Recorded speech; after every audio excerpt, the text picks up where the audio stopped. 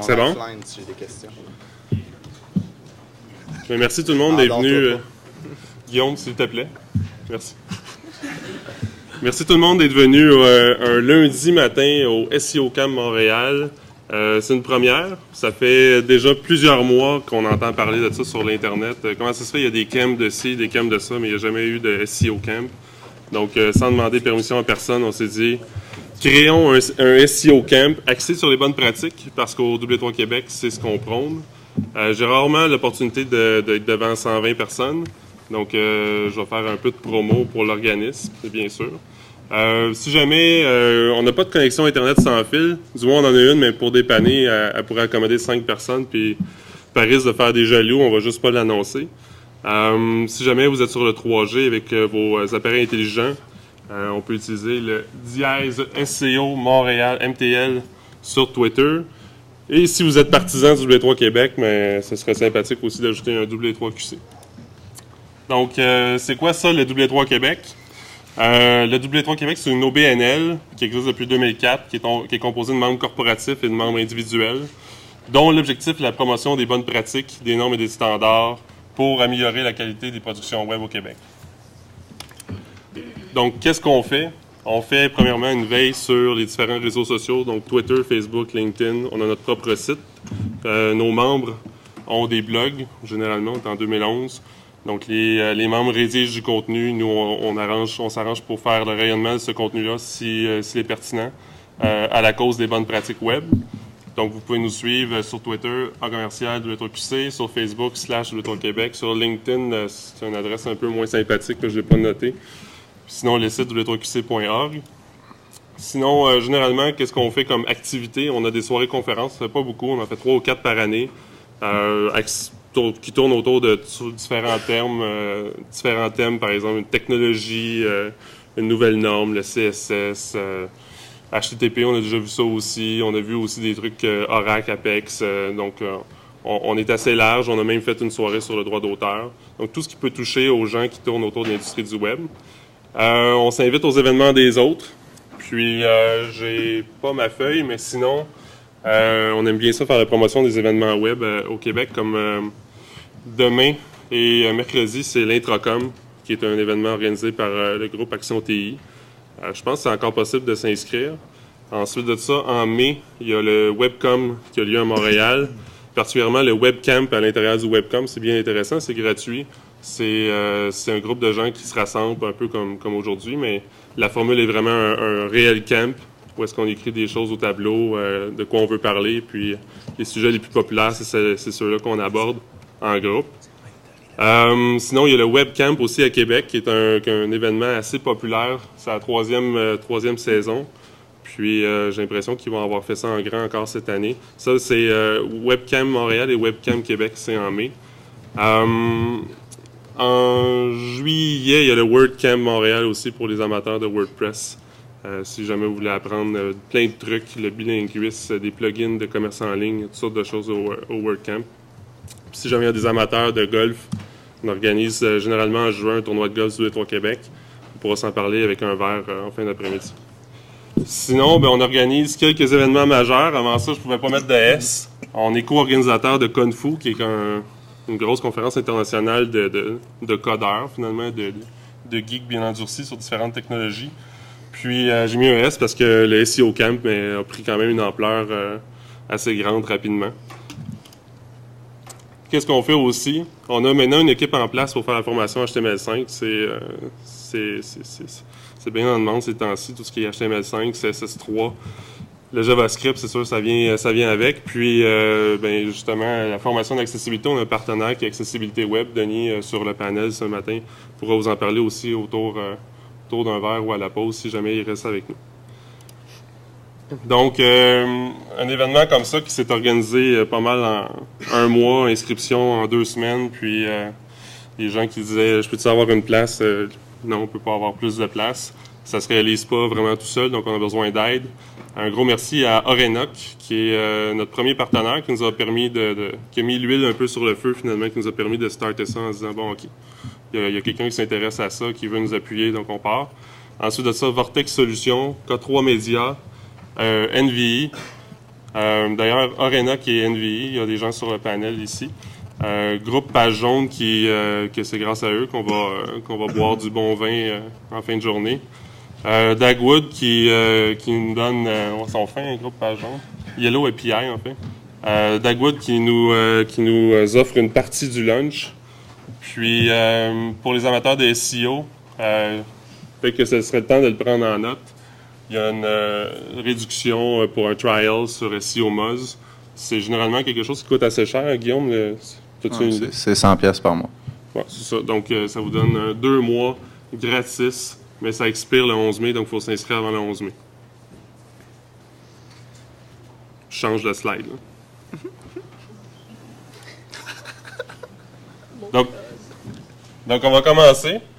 La thématique du SEO Camp, c'est sûr qu'on peut parler SEO, on peut parler analytics, on peut parler de toutes sortes de choses, mais du moins pour le panel, si on était capable de rester dans les bonnes pratiques, parce que c'est ce que le W3 Québec fait. Ensuite de ça, on voit qu'au courant de la journée, sur les différentes conférences qui sont proposées, on parle justement de tout ce qui est le ranking social, les micro-formats, le web analytics, le link building et tout ça. Donc, il y aura des questions par rapport à ça qui pourront être posées plus tard. C'est sûr que si on tombe à sec en question ce matin pour le panel, on en lancera une juste pour partir la balle. Mais si on était capable de garder ça autour des bonnes pratiques, ce serait vraiment bien. Donc, sur le panel, ici, on a 2 référenceurs endurcis. Donc, Louis Durocher d'Orenac, Guillaume Bouchard de NVI, excuse-moi. Il n'y a plus de solution. On essaie de s'en débarrasser. Ouais. Débarrasse des solutions. Ouais. Donc, de NVI. On a un généraliste spécialisé en conversion qui est Benoît Tremblay de i5 Conseil. On a quelqu'un qui va s'assurer qu'on reste dans le cadre des bonnes pratiques. Donc, Denis Boudreau de la coopérative Accessibilité Web, parce qu'on sait que l'accessibilité a beaucoup aidé au SEO en forçant les compagnies à faire des sites de meilleure qualité, séparation contenant-contenu. Donc, c'est des choses qu'on pourra parler. Mais aussi, il y a des pratiques SEO qui font en sorte que ça peut être un frein au niveau de l'accessibilité. Donc, Denis il est là pour défendre son point là-dessus. Puis, on a Doriane, qui est une rédactrice web qui s'intéresse beaucoup dans la rédaction des textes qu'elle fait pour les sites web de ses différents clients aux considérations de SEO, dans la mesure où on fait les textes pour les êtres humains d'abord, mais comment on peut essayer d'en tirer profit au maximum. Donc, ce que je m'attends un peu ce matin, pendant les premières 2 heures, c'est très interactif. Ça veut dire que si jamais vous avez une question, vous levez la main. On n'aura pas la chance de se présenter tout le monde tout de suite, mais quand vous aurez votre première question, ce sera le temps de dire qui vous êtes, où vous travaillez. Puis après ça, on laisse les panélistes échanger là-dessus. Si jamais ça amène vers d'autres questions, en autant qu'on reste dans le respect, on lève la main pour être sûr qu'on ne crie pas d'un bord à l'autre de la salle. Puis c'est aussi que c'est filmé. Donc, des questions, des fois, on veut tellement la dire, on ne veut pas attendre le micro, là, mais si vous êtes capable d'attendre le micro avant de la dire, ce serait génial. Moi, je vais passer dans les allées pour passer le micro. Donc, le type de questions qu'on pourrait poser, c'est très large. Mais si, par exemple, je pars la balle avec juste une question typique, juste pour montrer un peu que ça peut être. Par exemple, une question pourrait être, est-ce que c'est vraiment dommageable de cacher du contenu en CSS au niveau SEO? Donc, c'est quoi l'impact de faire des display none? Est-ce que c'est mieux de faire des indentations de texte négatifs avec des overflows? C'est quoi la meilleure méthode pour cacher du contenu sans pénaliser le SEO, puis sans pénaliser toutes les bonnes pratiques, finalement, dans le domaine du web? Donc, je vous lance la balle comme ça avec ça. Peut-être juste une parenthèse pour continuer la plug du W3. Si jamais vous voulez un bon lien et vous voulez devenir membre en même temps, là, que ce soit un ou l'autre en premier, je vous conseille d'aller chercher un lien sur W3 Québec et de devenir membre parce que le poids de ce lien-là est très intéressant, mais je voudrais pas que François m'entende dire ça. Alors, pour pas que ce soit votre principale raison de devenir membre. Mais pour vrai, il n'y a pas beaucoup de liens au Québec qui ont genre 7-8 de PageRank. Puis si vous réussissez à avoir une page là, ça ne vous coûte pas grand-chose l'abonnement. Mais pour vrai, juste pour ça, ça vaut le paiement annuel. Et je vous conseille d'aller chercher le lien. Donc, je comprends bien, tu es en train de... Sinon, on les spot rapidement quand même. Donc, tu es en train de recommander l'achat de liens, c'est ça? Tout à fait. Mais comme il n'est pas écrit qu'il vend des liens sur son site web, il n'y a pas de problème. OK. Je peux me lancer pour la première question. Je ne suis pas très technique moi-même. Moi, je suis quand même assez technique, mais au niveau de la codification comme telle, je n'aurais pas la réponse exacte, mais ce que je sais, c'est que la pratique générale, c'est effectivement qu'il vaut mieux pas cacher de choses au moteur de recherche. Donc, pour répondre à la question, ça peut être dommageable, oui. Je sais qu'il y a des bonnes pratiques au niveau de, si on utilise par exemple le Ajax, ça, il y a des façons de faire qui ne seront pas pénalisantes. C'est un peu comme ça que j'interviendrai. Essaye de ne pas le toucher parce que On se passe dessus, ça, et puis ça va être... oui, bon, première bonne question, je dirais, je ne sais pas où il est rendu. Ah, salut. Cacher du contenu, oui. Certainement intéressant pour plein de raisons en SEO. Certainement dommageable pour l'accessibilité aussi. J'espère avoir l'occasion dans les 2 prochaines heures de faire des parallèles entre les deux. C'est mon objectif du moins. Mais d'un point de vue technique, justement, quand on décide de cacher du contenu par CSS dans une page web, il y aurait plusieurs façons de faire. Il pourrait avoir des visibility hidden, il pourrait avoir des display none, il pourrait avoir des text indent, des top-X, etc. en CSS. Donc, plein de façons de faire. Ma préoccupation, au point de vue de l'accessibilité, c'est de m'assurer que quand on cache du contenu, qu'on sache exactement pourquoi on le cache et on sache aussi à qui on le cache. Parce que si on veut cacher du contenu pour des moteurs de recherche, c'est une chose. Si on se trouve à cacher ce contenu-là pour des humains, c'est peut-être dommageable. Et tout dépendant de la technique qu'on utilise, mais des techniques qui vont pas être récupérées par des outils qu'utilisent des personnes aveugles, par exemple. Donc, dans ce contexte-là, utiliser un visibility hidden ou un display none cache carrément le contenu parce que, en principe, la règle, c'est en CSS, c'est de dire, si je fais un visibility hidden ou un display none, mon objectif, c'est que ce contenu ne soit pas récupéré par le browser. Donc, les outils qui se connectent sur le browser, comme par exemple une synthèse vocale, un lecteur d'écran, vont respecter ces règles-là parce qu'ils respectent les règles de CSS au départ. Donc, simplement d'être conscient de ces questions-là. Parce que, dans le fond, c'est ça, c'est pour faire ma première analogie, j'en aurais peut-être 7 à glisser dans le truc. Google, pour moi, c'est mon premier client parce que c'est le plus gros aveugle qui existe sur le web. Donc, ce client-là, Google, comprend le texte, comprend pas les images, donc a besoin d'avoir des équivalents textuels pour les contenus qui sont présentés. Donc, dans la mesure où les contenus qu'on veut dissimuler dans une page web, on le fait de manière à... on est conscient plutôt qu'on le cache aussi à des personnes. Bien là, à ce moment-là, on peut faire le choix de décider si oui ou non c'est pertinent de cacher de telle ou telle façon. Personnellement, je pense que c'est une mauvaise idée, point. Je pense qu'il n'y a pas de bonne raison d'essayer de cacher du contenu.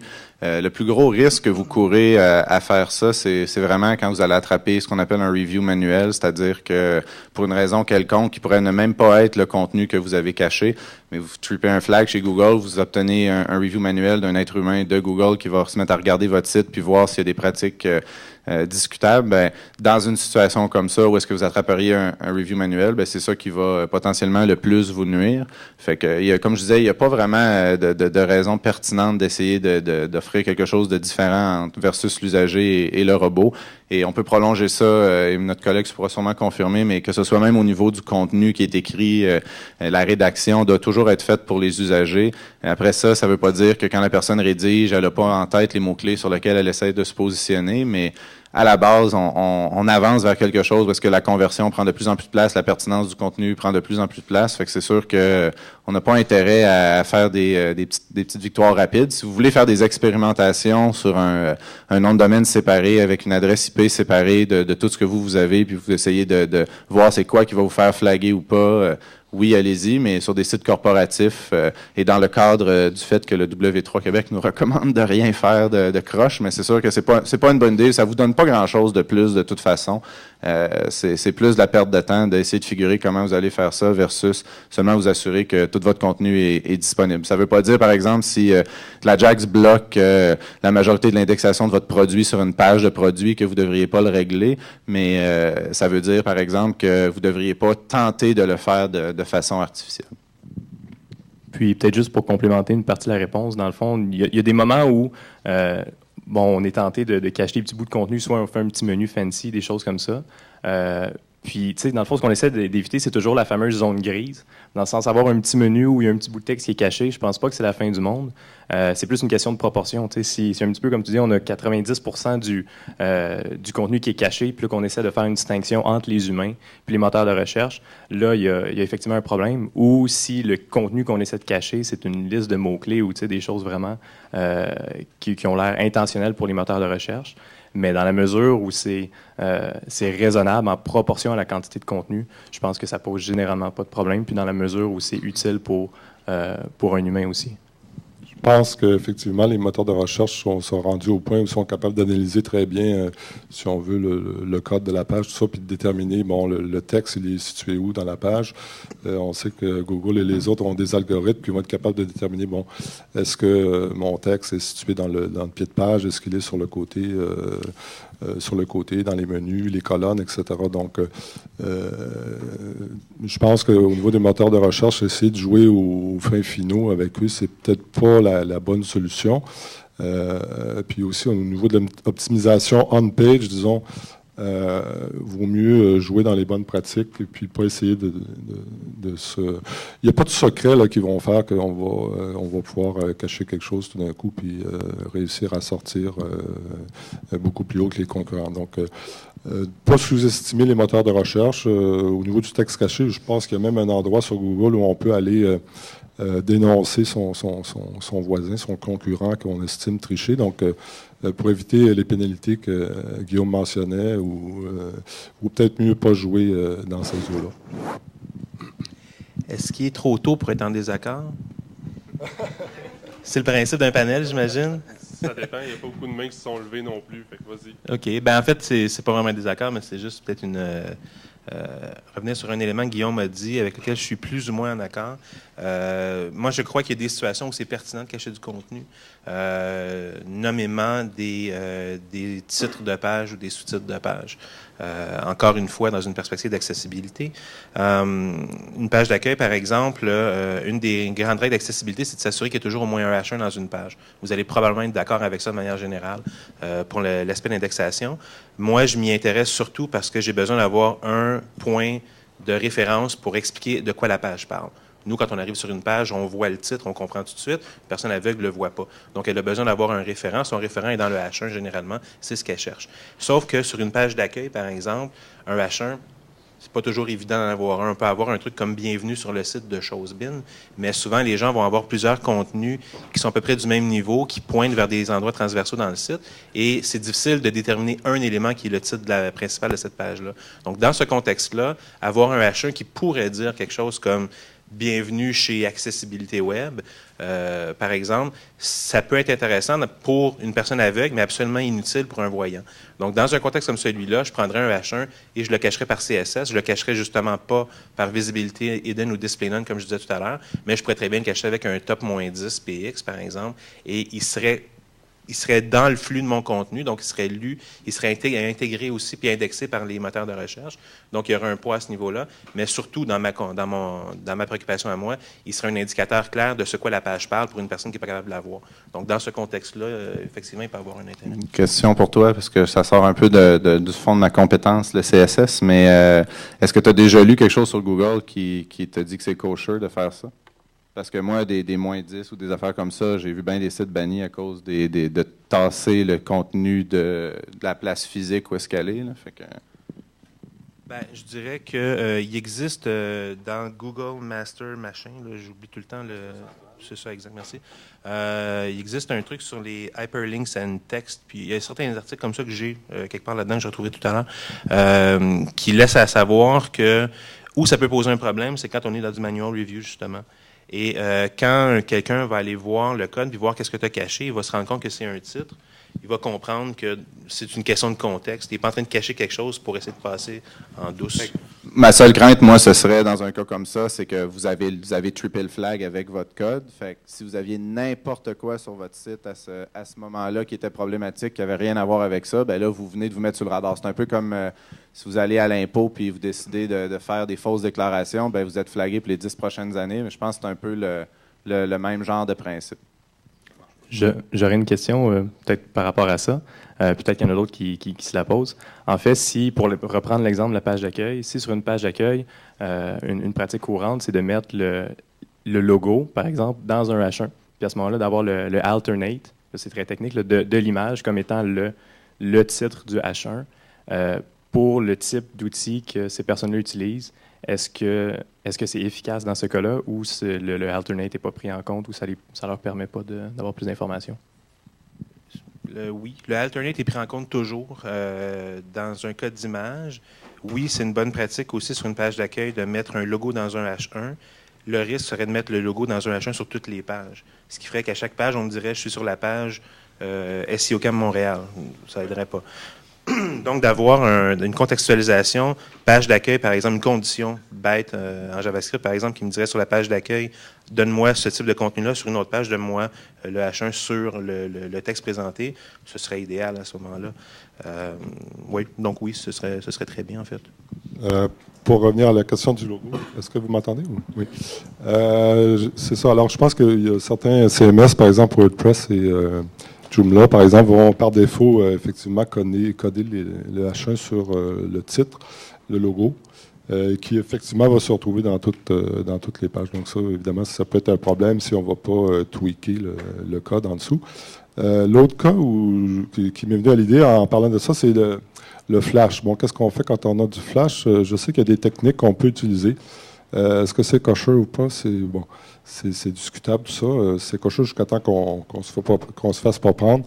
Donc, il y a des techniques qui permettent, on appelle ça Progressive Enhancement, qui permettent donc de reprendre finalement les contenus textes qui seraient dans les fichiers Flash et de les rendre indexables par les moteurs de recherche. Parce qu'on le sait, les moteurs de recherche, bon, malgré ce qu'ils disent, l'indexation du Flash est peut-être un peu améliorée, mais disons, la compréhension sémantique des contenus de Flash est plutôt limitée par les moteurs de recherche. Donc, il y a des méthodes, oui.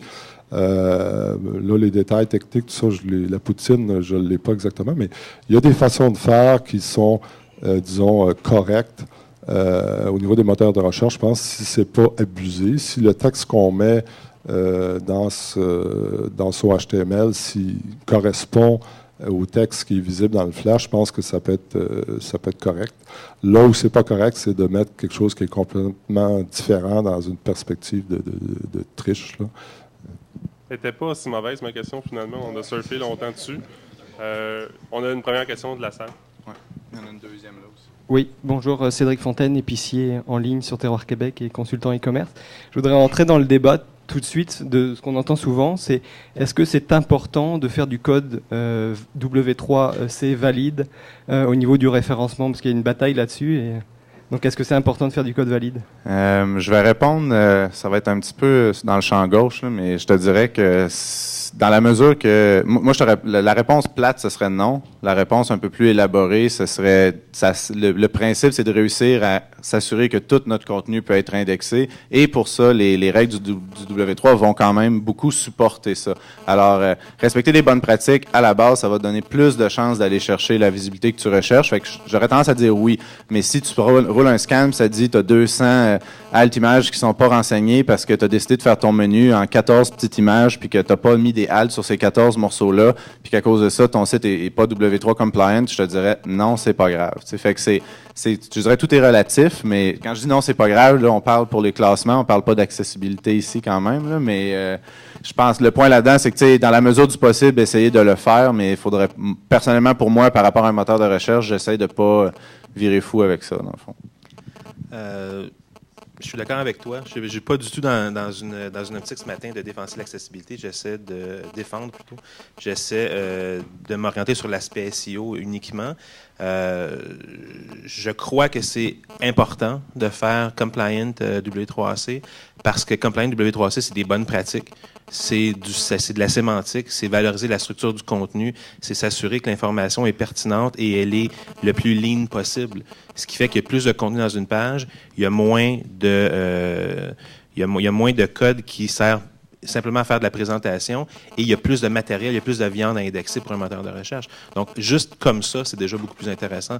Tantôt, François parlait, en nommant des bonnes pratiques, a mentionné, entre autres choses, la notion de séparer le contenu, la structure, la présentation, le comportement quand on parle de script, par exemple. Encore là, ça fait que quand un moteur de recherche, quand Googlebot vient crawler à travers une page, il ramasse du texte. Si ce texte-là répond aux règles de W3C, puis on a pensé à mettre les entêtes de section ou les entêtes de sous-section dans des H1, des H2, des H3, bien, il y a une valeur sémantique qui est associée à ce contenu-là et il a un meilleur poids dans l'indexation aussi.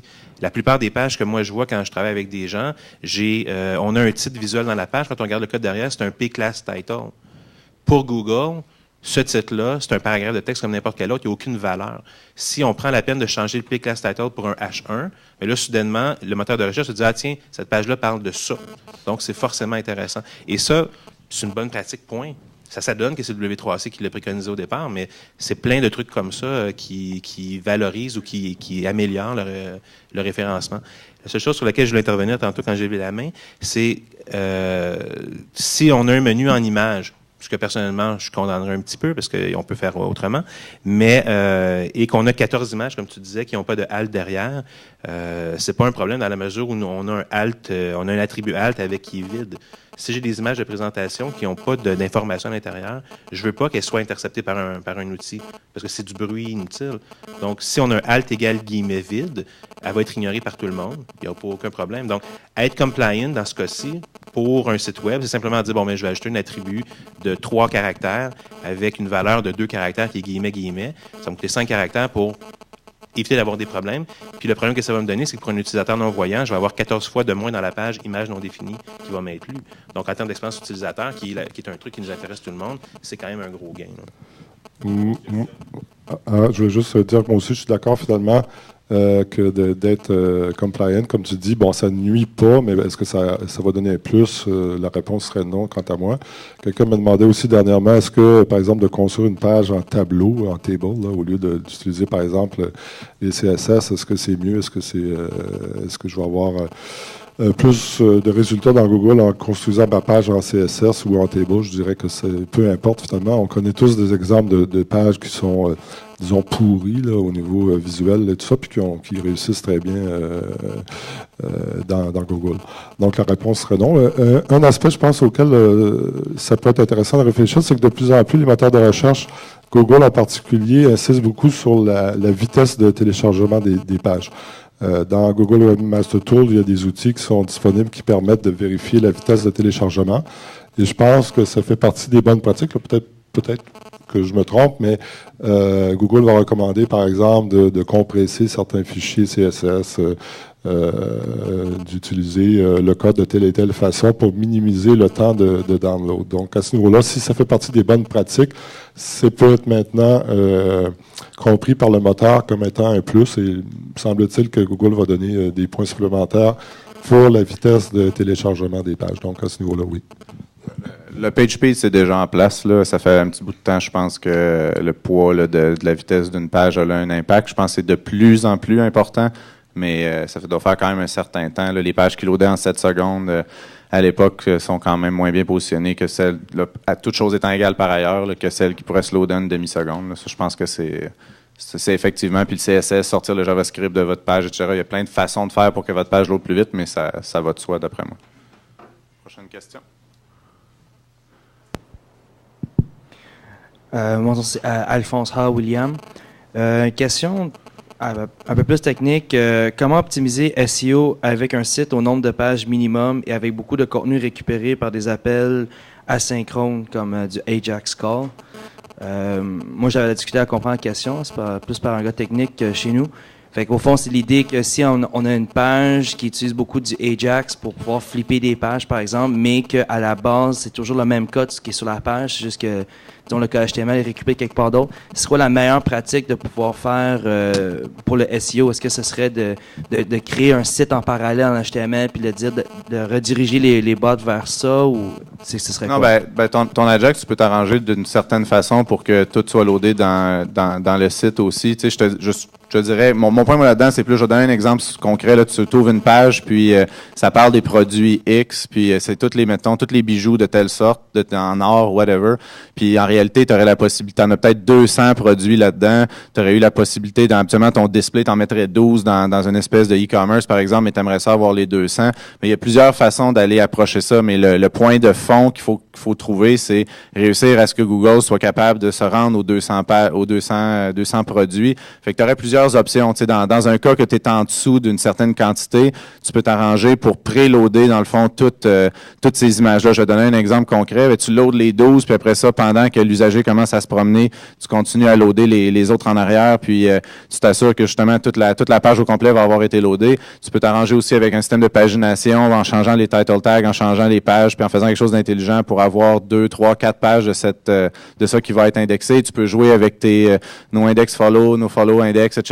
Tu peux jouer avec ça pour que tu puisses aller justement réussir à indexer tous les produits puis que tu aies un bon interlinking. Mais c'est une espèce de question à 100$, là, dans le sens que c'est certain que dès que tu as une technologie qui limite ton indexation complète d'une page avec 100% de son contenu parce que c'est caché derrière des trucs comme du Ajax, ben forcément, il faut trouver une solution pour si tu veux résorber la situation. Tu sais, il n'y a pas de solution miracle parce que selon chacun des sites, selon les quantités de produits, selon la façon que le site est setupé, la façon que le sitemap est bâti, la façon que ton architecture est bâtie, ça va pas être la même réponse. Mais dans l'absolu, ton objectif, c'est quand même, pour une page, d'avoir le plus de contenu possible dans cette page-là parce que c'est celle-là que tu vas essayer de te positionner. Fait que dans mon exemple de bijoux tantôt, ben la première page, c'est elle qui risque d'avoir presque tout le poids. C'est là que tu risques d'amener des liens et des moteurs de recherche. Ça m'étonnerait que tu les envoies sur la page 2 ou sur la page 3. Fait que cette page-là, tu devrais mettre toutes les chances de ton côté pour qu'elle ait le maximum de signaux positifs là, par rapport à sa quantité de contenu, sa pertinence, la densité des mots, peu importe. Là, mais tu sais, que tu aies vraiment une bonne page complète. Là. Un peu pour faire un parallèle, pourquoi qu'une page qui a un demi-kilomètre de long se positionne mieux généralement qu'une page avec un paragraphe, ben c'est surtout qu'elle va se positionner sur beaucoup plus de mots-clés. Puis Google va regarder ça comme un signal de qualité puis pourrait donner une meilleure chance pour le mot-clé racine, le root keyword, dans le fond. Fait que, comme je te dis, c'est plus une histoire de réussir à indexer toute ta page ou la majorité de ton contenu sur la page qui t'intéresse le plus au niveau des rankings. Je sais que Google met de l'avant une méthode pour gérer l'Ajax. Donc, là, je pense que l'important, c'est au niveau de l'adressage des pages. Donc, il faut comprendre que le moteur de recherche doit avoir accès aux différents contenus. Donc, le fait d'avoir ces différents contenus à des adresses différentes, et c'est possible de faire dans Ajax, donc d'avoir des adresses, là, l'adresse de la barre d'adresse qui change. Il y a une méthode qui est préconisée par le moteur de recherche que vous pourrez trouver en ligne. Je n'ai pas la référence exacte, mais oui, Google est au courant donc du problème d'indexation puis de compréhension de la programmation Ajax. Et il y a des informations qui sont disponibles en ligne sur le site même de Google, là, probablement dans Google Code ou quelque chose comme ça, sur la façon de gérer ces fichiers Ajax. L'autre élément de réponse, je dirais, pourquoi, on devrait peut-être se poser la question, pourquoi utiliser du Ajax? Si c'est pour faire juste, disons, un trip de designer, là, de web designer, comme on en voit souvent, donc un beau site en une page, puis ça load vite, etc. Bien finalement, c'est juste un trip de design, tout ça. Là, j'aurais un bémol à mettre, mais effectivement, dans des cas de sites de commerce électronique où on peut avoir, par exemple, les commentaires et différentes choses qui sont disponibles sur les produits qui apparaissent en Ajax, c'est intéressant. Donc, il faut toujours se demander pourquoi est-ce qu'on veut utiliser cette technologie-là? Est-ce que ça va apporter quelque chose de plus ou est-ce que c'est simplement un trip de design? Il y a la page à laquelle on fait référence chez Google Webmaster Central, c'est une page qui parle d'Ajax. Donc, faire une recherche là-dessus, vous allez trouver déjà de l'information.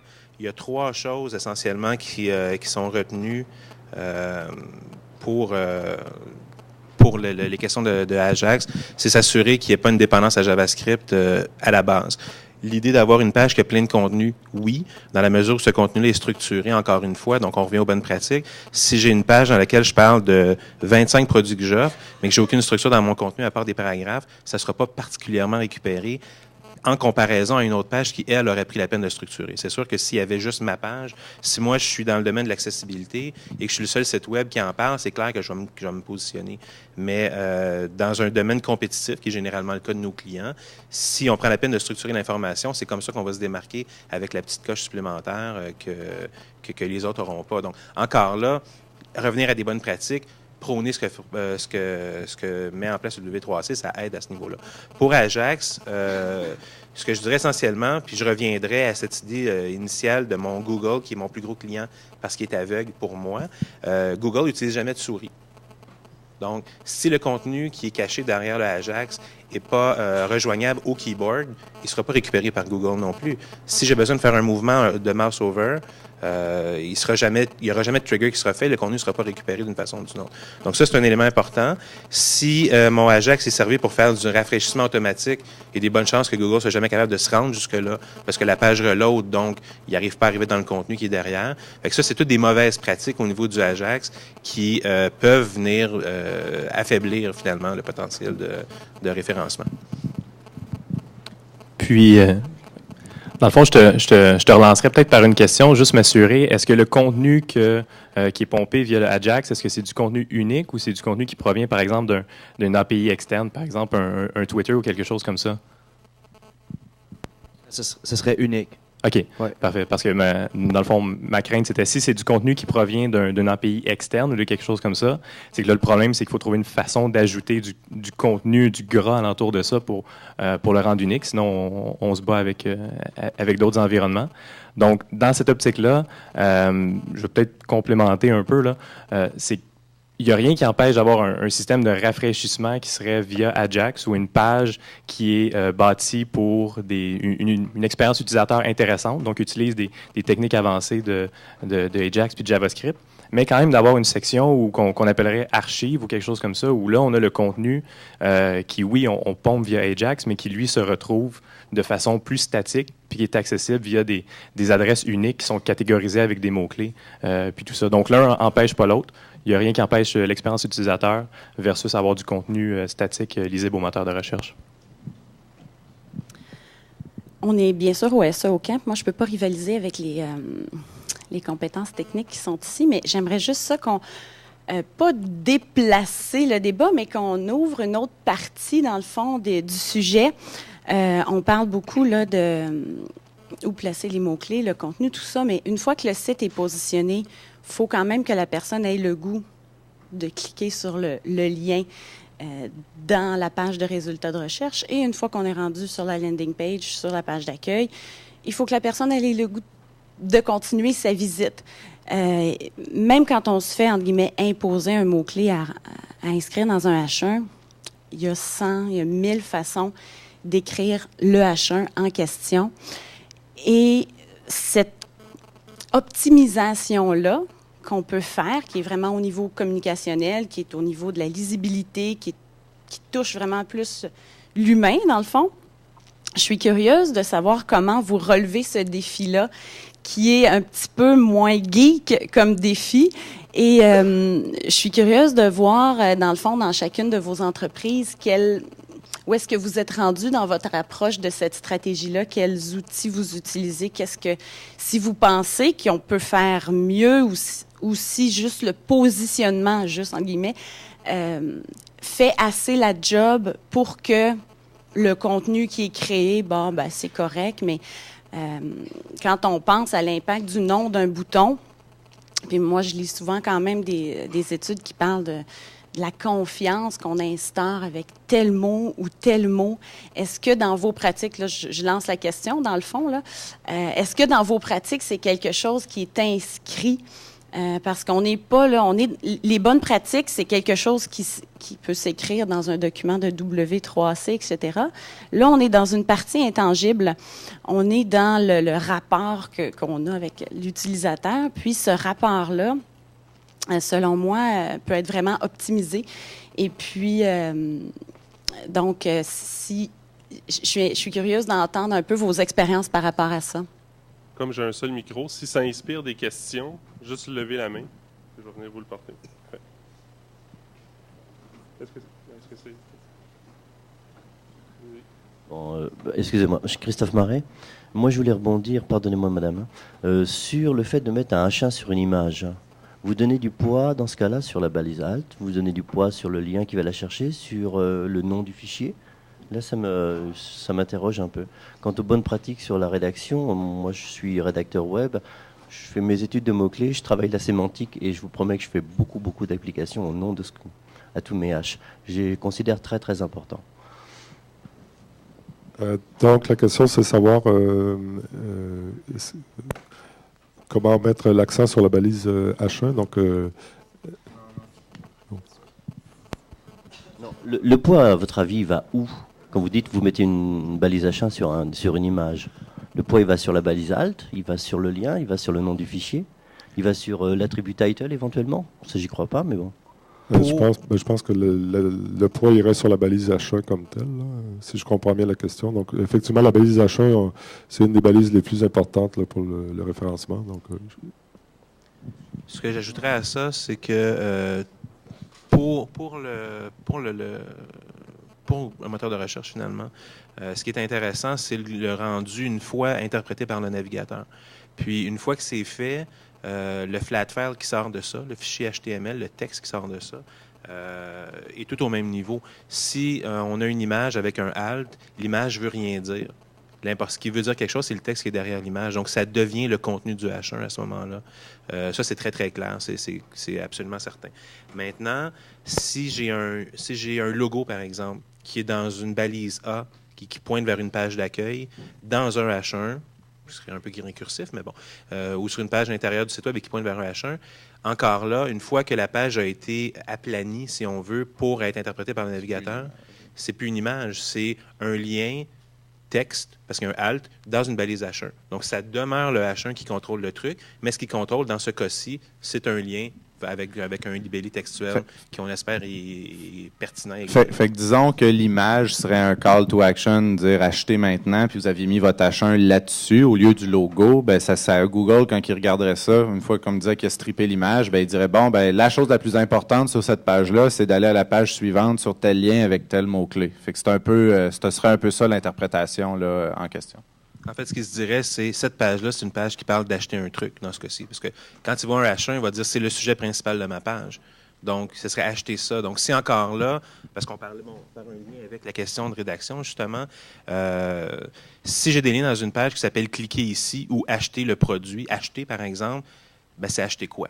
Je ne sais pas plus. Donc, si j'ai décidé de mettre un H1 sur une image, sur un graphique qui veut acheter, et que tout ce que j'ai mis à l'intérieur, c'est acheter, Google, il va intégrer quoi exactement? Il n'y a rien à faire. Si on a fait une bonne pratique de rédaction, puis on a pris la peine de mettre les bons mots-clés pour dire acheter tel produit, bien là, oui, le positionnement va être forcément favorisé par rapport à ça.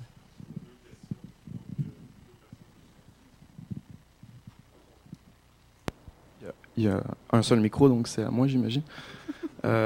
Arnaud Joachim, j'avais quelque chose à dire à propos de la première question, à propos de cacher du contenu, puis j'avais deux questions après ça. Je pense qu'aujourd'hui, c'est important de créer un site web au long terme. Donc, tout ce qui est grey hat ou black hat, cacher du contenu, ça doit normalement en faire partie. À mon avis, c'est à éviter. Si Google ne pénalise pas aujourd'hui, il est très probable que plus tard il le fasse. Donc, si on je pense que Google le pénalise, mais il n'est pas tout le temps capable de le trouver. C'est peut-être la nuance. Ben, il devient de plus en plus intelligent. Donc, moi, c'est quelque chose que j'éviterais. Donc, je serais de ton côté. Parce qu'il y avait des avis différents. Et donc, on parlait aussi de la rapidité. Donc, j'avais une question à propos des pings. Donc, je suis pas un expert dans la matière, mais si on regarde le ping, par exemple, de notre ISP, moi, je suis avec Vidéotron, donc c'est assez rapide. Je dois être en dessous des 5 millisecondes.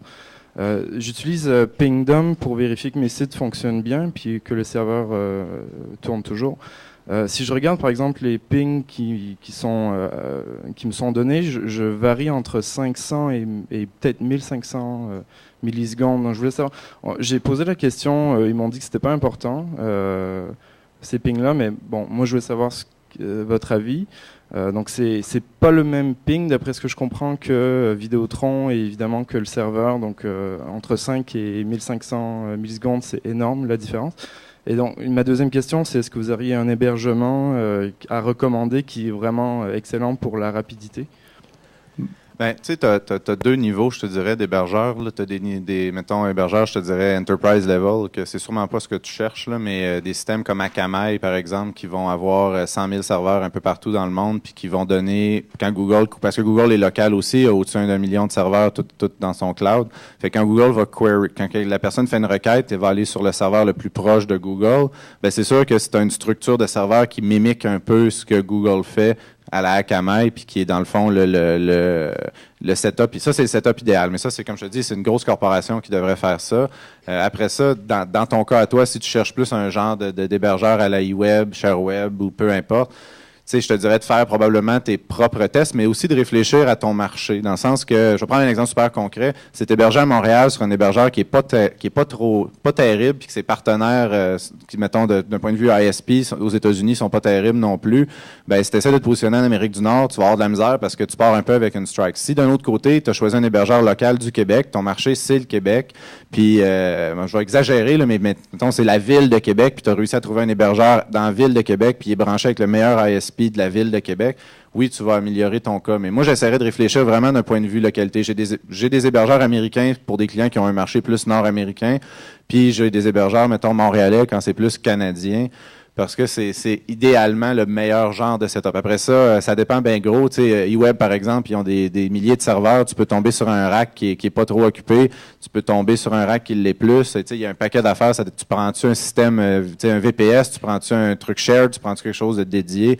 Il y a un paquet de sous-questions qui vont suivre à ça, mais je te dirais que le bottom line, c'est de tenter de minimiser des deux côtés le truc. Mais la partie de Vidéotron, selon moi, me pose pas problème, sauf si c'était ton host, là. C'est vraiment pas, c'est complètement dissocié, là. Mais d'un point de vue hébergeur, je sais pas, par exemple, comment on pourrait faire pour tester ça sans être obligé de passer par ton ISP, là. Tu sais, il faudrait peut-être que tu testes ton serveur sur 5 ISP différents, tu es sur TELUS, Bell, Vidéotron, te faire un peu une idée de la masse, comment que eux voient, puis comment ils sont capables d'accéder à cet hébergeur-là. Ce serait probablement une bonne piste de solution. Pingdom, ils ont des serveurs un peu partout dans le monde qui vérifient. Donc, quand je dis 1500, c'est une moyenne à travers le monde.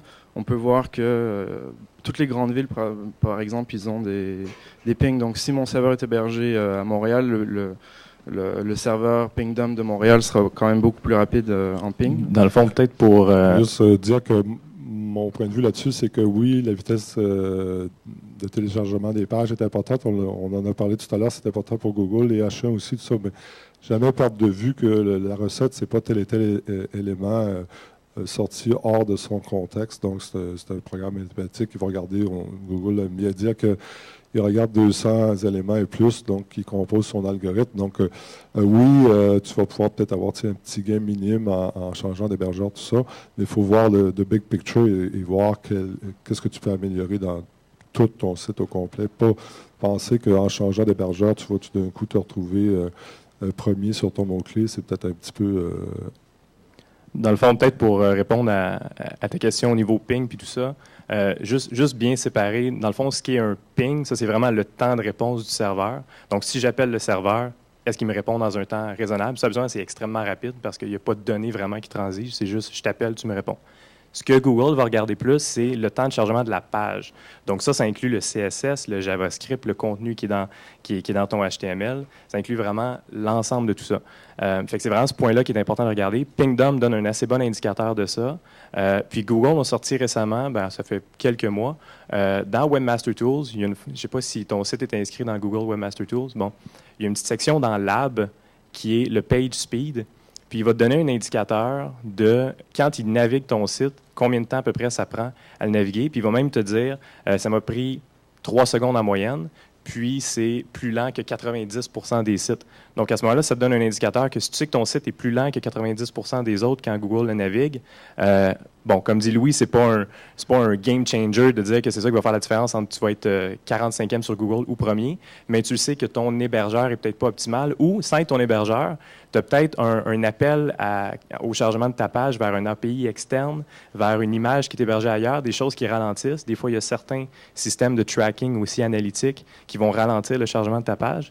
Fait qu'à ce moment-là, ça vaut la peine d'investiguer plus loin. C'est pas toujours une question d'hébergeur. Des fois, c'est vraiment une question de certains appels qui sont faits au chargement de la page. Mais cette petite fonctionnalité-là, je l'aime beaucoup. Là, elle donne un indicateur si tu es sur la bonne voie ou pas. Peut-être pour conclure, moi, ce que je te disais, c'est trouve un hébergeur le plus proche de ton marché que tu desserres, puis de meilleure qualité possible. C'est ça qui va te donner le plus de chances que, justement, quand tu rentres dans Google Webmaster Central puis tu fais ton page speed, que tu sois le plus proche possible. Pingdom, c'est le fun, parce que ça donne une idée globale. Mais tu sais, si t'es juste au Québec, par exemple, puis Pingdom, ça a tombé, qui ont mis leur serveur à Toronto, qui font des tests, ben tu sais, ça serait pas pertinent. Fait que si tu es capable d'aller chercher une segmentation pour dire, moi, je veux juste des IP du Québec quand tu fais ton test, là, moi, je serais d'accord de dire que Pingdom, c'est pratique pour savoir si ton site est rapide, mais l'outil de Google va tout le temps être le meilleur, entre guillemets, parce que son cloud à lui, c'est le plus répandu partout dans le monde. Fait que tu serais mieux de combiner un peu ton meilleur host local avec, selon ta région que tu veux couvrir, avec les tests de PageSpeed. Puis rendu là, il y a bien des changements qui vont probablement être au niveau du site web.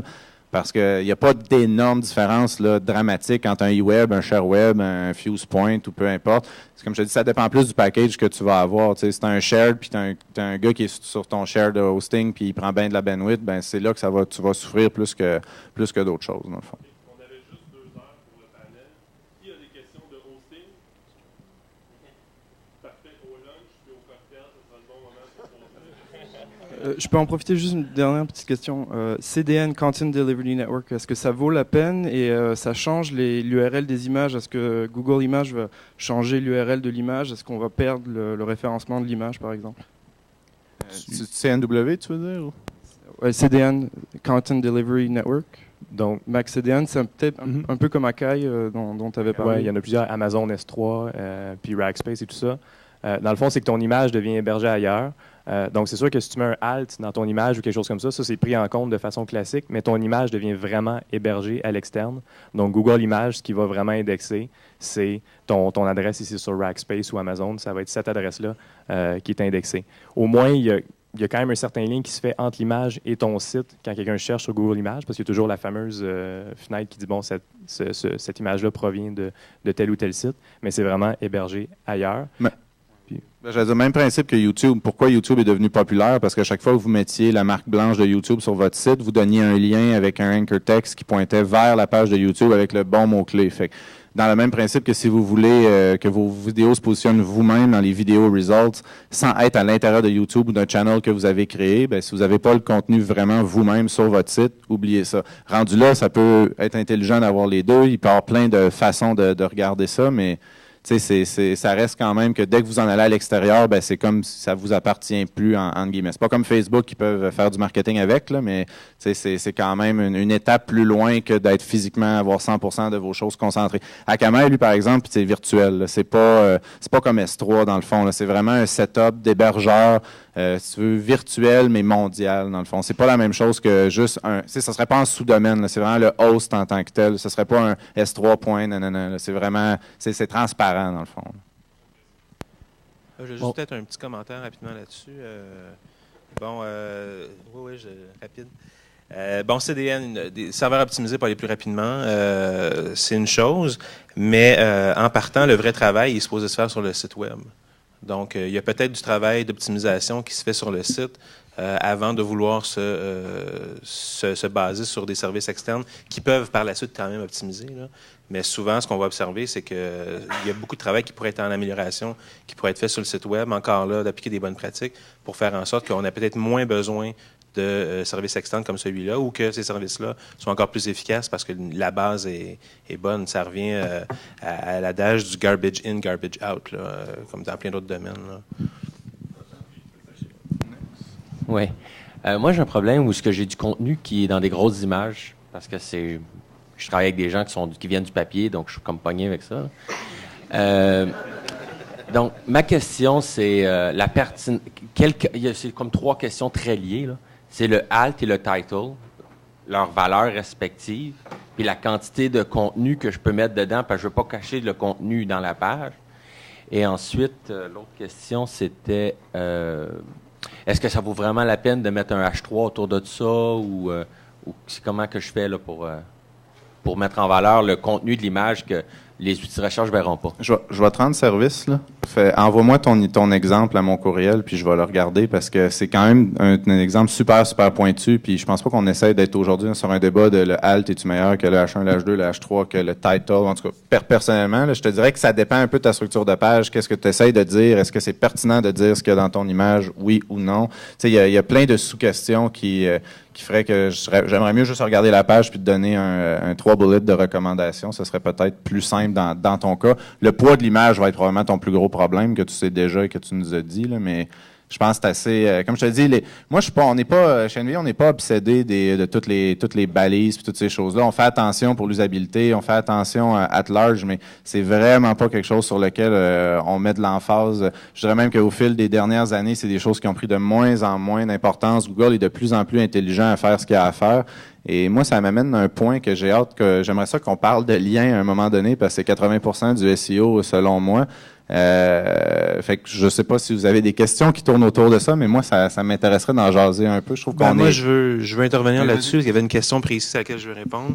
Des images, des grandes images, des grosses images, des images complexes, j'imagine, avec beaucoup d'informations, peut-être des graphiques ou des affaires comme ça. Le alt n'est pas la réponse à ça. Title n'est pas la réponse à ça non plus. Dans un contexte d'image, mettons que la grosse image en question, c'est un tableau de résultats financiers, parce que c'est ou trop compliqué ou trop large de le faire en HTML. Donc, on fait une image, ça rentre dans une zone. La bonne façon de coder tout ça, ce serait de dire, pour l'image, il y a un alt. Le alt, ce serait tableau de résultats financiers. On pourrait avoir un title qui irait expliciter un peu plus longuement qu'est-ce que c'est en gros. Donc, résultats financiers de l'exercice 2009-2010 pour tel secteur d'activité. Mais la vraie place où tu vas définir ce que c'est qu'à l'intérieur, c'est dans un autre attribut que tu connais peut-être pas, qui s'appelle Longdesc, L-O-N-G-D-E-S-C. Et le rôle de cet attribut-là, c'est de passer une URI, une adresse, un lien, vers une autre page dans laquelle on définit en texte la valeur du contenu de cette image-là. Donc, dans cette page-là, tu pourras avoir, par exemple, un H3 ou des H2 ou d'autres affaires qui vont structurer encore une fois l'information. Puis, ça revient à ce qu'on disait au départ, c'est-à-dire que ce contenu-là est visuel, il est perdu pour le moteur de recherche. Quand tu le transposes en texte, à ce moment-là, il est 100% indexé puis il est récupéré. Si tu l'as structuré, cette description-là, mais là, à ce moment-là, tu gagnes à tous les niveaux là-dessus aussi, là. Est-ce que cette balise-là est comprise par Google, puis les pages sont suivies? Le problème que je vois, c'est que c'est cette page-là qui va être indexée, qui va se retrouver dans les moteurs. Donc, idéalement, moi, j'essaierais de convaincre tes patrons de changer leur façon de faire. Si c'était le cas, il existe, si vous insistez, il existe une autre façon de faire qui passe par ARIA. C'est un autre attribut qui s'appelle ARIA, A-R-I-A-described by, donc D-E-S-C-R-I-B-E-D-B-Y. Puis à ce moment-là, ce que ça fait, c'est que la valeur de ta description est dans la même page. Et là, par CSS, tu pourrais, par JavaScript, tu pourrais avoir un slider, mettons, qui ouvre et qui ferme pour ne pas avoir à l'imposer à tout le monde, mais tu pourrais avoir la description même de ta page à l'intérieur de la page, de ton image, plutôt à l'intérieur de la page. Puis là, tu indexerais une seule et unique page pour le faire. Ça dépend de ce qu'on veut faire. Si on décide de le mettre ouvert comme ça, il va être présent. Si on prend un petit bout de JavaScript pour un petit plus ou un petit moins qui ouvre et qui ferme un accordéon, à ce moment-là, à l'intérieur de cette zone-là, il ne serait pas visible pour les gens, moi, qui cliquent dessus, mais il serait à l'intérieur du contenu de la page. Donc, il serait ramassé avec le reste au départ quand on passe dedans. Oui, moi, c'est un petit peu en rapport. On parlait de l'utilisateur, puis on parlait aussi du référencement externe. J'ai un site web qui a récemment été mis à PR4, et puis Google y a attribué des site links.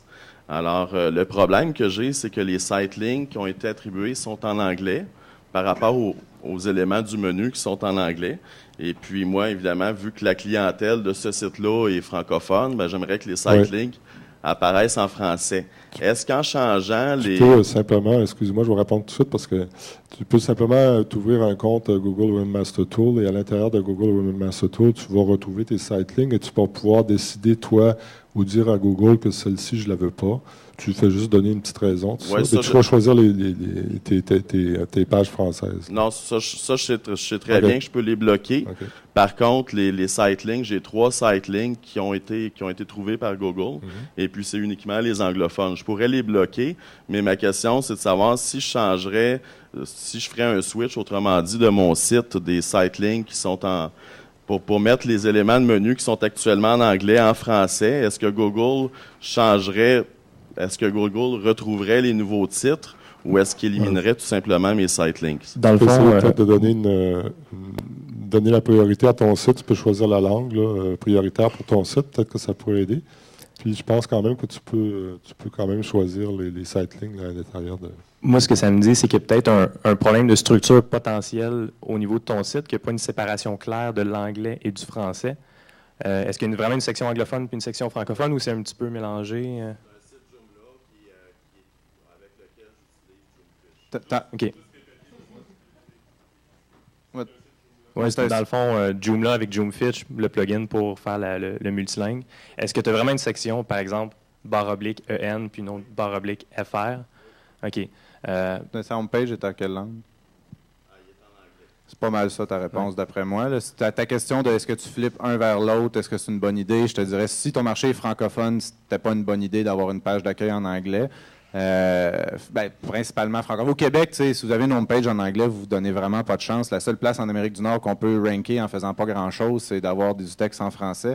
Fait que c'est sûr que moi, c'est très, très, très, très, très rare que je vais recommander une page anglophone sur une homepage, sauf si c'est un marché nord-américain. Fait que...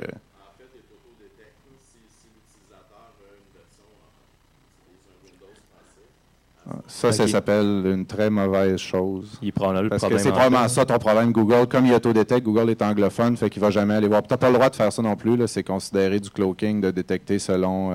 pas selon le browser language, mais si... en tout cas, il faut vraiment que tu regardes ce qui se passe là. Parce que d'après moi, Google, il va juste jamais voir ton côté français. Fait que même si tu délites à chaque fois que tu as tes sitelinks, tu les enlèves, puis tu essayes qu'il en ramasse d'autres, j'ai l'impression qu'il va t'en ramasser d'autres, mais tout le temps en anglais. Fait que... Ta solution, mettons, même si elle est plate, c'est probablement de flipper complètement ton contenu anglais-français inside-out. En tout cas, pour ta homepage, parce que si tu as des folders /n /fr, tu n'as rien qu'à flipper ta page d'accueil anglaise-française. Chez NVI, c'est quelque chose qui a été fait, tu as donné peut-être une idée. Ça a été fait dans cette optique-là. NVI, Solutions.com a tout le temps été en français. Puis, il y a peut-être 2 ans de ça, on a viré notre page française-anglaise. NVSolutions.com est devenue en anglais. Grosso modo, ce que ça a fait, c'est que ça a monté tous mes rankings anglais, ça a baissé tous mes rankings français. Mais c'était ça mon objectif parce que j'essayais de me démarquer en Amérique du Nord et non sur le marché montréalais. Puis je me disais que je serais capable de me récupérer tranquillement avec le français. Et ça a suivi, les sitelinks ont suivi, puis tout ça. Fait que, d'après moi, tu as ça. Joomla non plus, c'est pas terrible pour gérer les multilingues. C'est peut-être un peu un défaut, mettons, par rapport à WordPress ou à Drupal, ou qui sont peut-être des solutions un peu plus évoluées à ce niveau-là.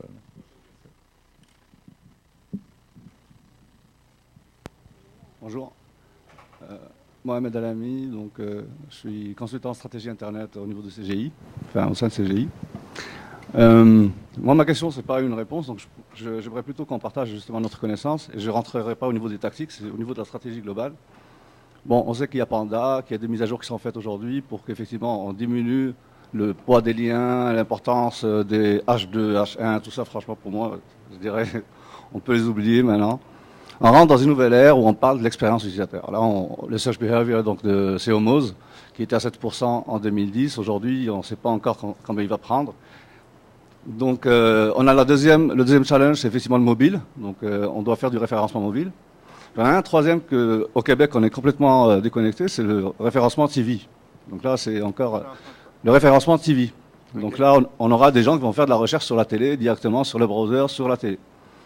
Donc moi, ma question est dans ce sens, c'est qu'est-ce qu'on sait déjà de l'importance du search de l'expérience utilisateur au niveau du référencement? On n'a pas aujourd'hui des chiffres exacts, c'est tout récent. Donc il y a des chiffres qui circulent, on entend parler de 20% jusqu'à 30%, de la même manière que le social ranking, donc ça va ensemble. Le deuxième aspect de la question, si oui, alors quels sont les nouveaux outils SEO dont on aura besoin, notamment dans l'expérience utilisateur, on aura besoin de contenu multimédia, on aura besoin de quoi? On va ouvrir des sites en flash à Google. Puis je dirais la troisième facette, c'est l'expérience utilisateur au niveau de la vidéo est-ce qu'on sait quelque chose à ce niveau-là? Parce que bon, pour le mobile, aujourd'hui, on a quand même des guidelines, etc. Mais pour la vidéo, pour la télé, moi, je trouve pas grand-chose au niveau contenu. Ben, peut-être pour la première, puis je pourrais passer mon tour pour les suivantes, mais pour SEO Must, tu vois, l'équipe NVI, on est 3 qui ont répondu à l'étude de 2011 qui est en train de se faire. Sérieusement, on a eu des questions qui étaient beaucoup plus compliquées qu'en 2010, puis en 2009, puis en 2008. Je pense pas que la compilation a été faite encore parce que tu m'en parlerais. Mais c'est vraiment, là, ils ont commencé à vraiment délimiter là, des fines lignes de tu trouves-tu que tel lien de tel domaine sous tel axe, telle affaire, c'est mieux. Fait que je pense qu'il va y avoir vraiment quelque chose d'intéressant là-dessus. Moi, je pense, tu sais, il y a une affaire il y a un paradoxe que moi, j'ai pas compris puis qui émerge maintenant en 2011, mais qu'en 2006, on a été dans les premiers à faire ça. Puis j'ai jamais compris, comme je te dis, c'était pas assez mainstream, mais quand il y a eu l'arrivée de Digg, de Reddit, de StumbleUpon, Propeller, Delicious, tous ces sites-là, il y avait 2 genres de sites. Les sites de nouvelles, les social news sites comme Digg, Reddit, les sites de bookmarking comme Delicious. Au début, c'était super facile. On s'arrangeait à faire les front pages de ça avec 40 votes. On allait chercher des premiers résultats. On tapait des mots-clés. On avait la front page de ça. On tombait top 3 dans Google. C'était la manne du social media pour le SEO. Si on regarde ça 5 ans plus tard, ça va avoir pris presque 4-5 ans aux gros joueurs, à YouTube, à Facebook, à Google avec son +1 maintenant, les likes, toutes ces choses-là, pour prendre un peu cette place-là, je dirais mainstream, puis commencer à donner du poids dans ces choses-là. Puis dans les 5 années, ça a été une game beaucoup de protection, si on regarde ça, parce que tous les sites comme Delicious, les sites de bookmarking, Google et compagnie, ils ont mis des no-follow, ils ont enlevé le poids que ça pouvait passer de façon impressionnante. Ils ont gardé sur le côté un peu des sites comme Digg, Reddit, puis ils ont gardé un certain poids, mais ils ont diminué. Tandis que là, on regarde que finalement, 3, 4, 5 ans plus tard, ils nous ressortent la même genre de sauce, mais basée sur leurs affaires à eux. Fait que moi, je pense que ça fait plusieurs années qu'ils étudient le poids de tous ces genres de votes sociaux-là, l'espèce de social graph d'intérêt qu'il y a autour d'un site web. Je pense que ça va prendre énormément d'emphase dans les prochaines années. Je pense que les 2-3 prochaines années, on va voir plus de changements en SEO global, là, pour aller chercher, mettons, notre fair share de trafic. Il va y avoir plus de changements dans les 2-3 prochaines années que dans les 5 précédentes parce que on n'est plus pris avec un lien texte qu'on essaye de mettre avec le bon mot-clé qui pointe vers la bonne page. Ça a vraiment évolué plus loin que ça. Puis, malgré le fait que je pense que ça va rester le facteur numéro 1 pendant un bon bout de temps, tout le reste autour vient quand même beaucoup jouer contre la donne. Fait que je te dirais, au niveau de l'expérience utilisateur, vous pouvez juste vous attendre à ce que ça augmente. À un moment donné, ça va être 100% entre guillemets, dans le sens que ça faut que ça tende vers ça. Le SEO, sans dire qu'il va disparaître, mais il va se transformer. Il va y avoir un blend de l'utilisateur du SEO et des réseaux sociaux. C'est un peu inévitable. T'sais. Fait que je dirais, moi, par rapport à ça, ce serait ça que je dis. Pas beaucoup d'expérience, moi, au niveau au niveau vidéo, par exemple. Fait que je pourrais pas commenter là-dessus. Puis je voulais savoir, c'était quoi ton deuxième point, juste pour le laisser sur l'écran?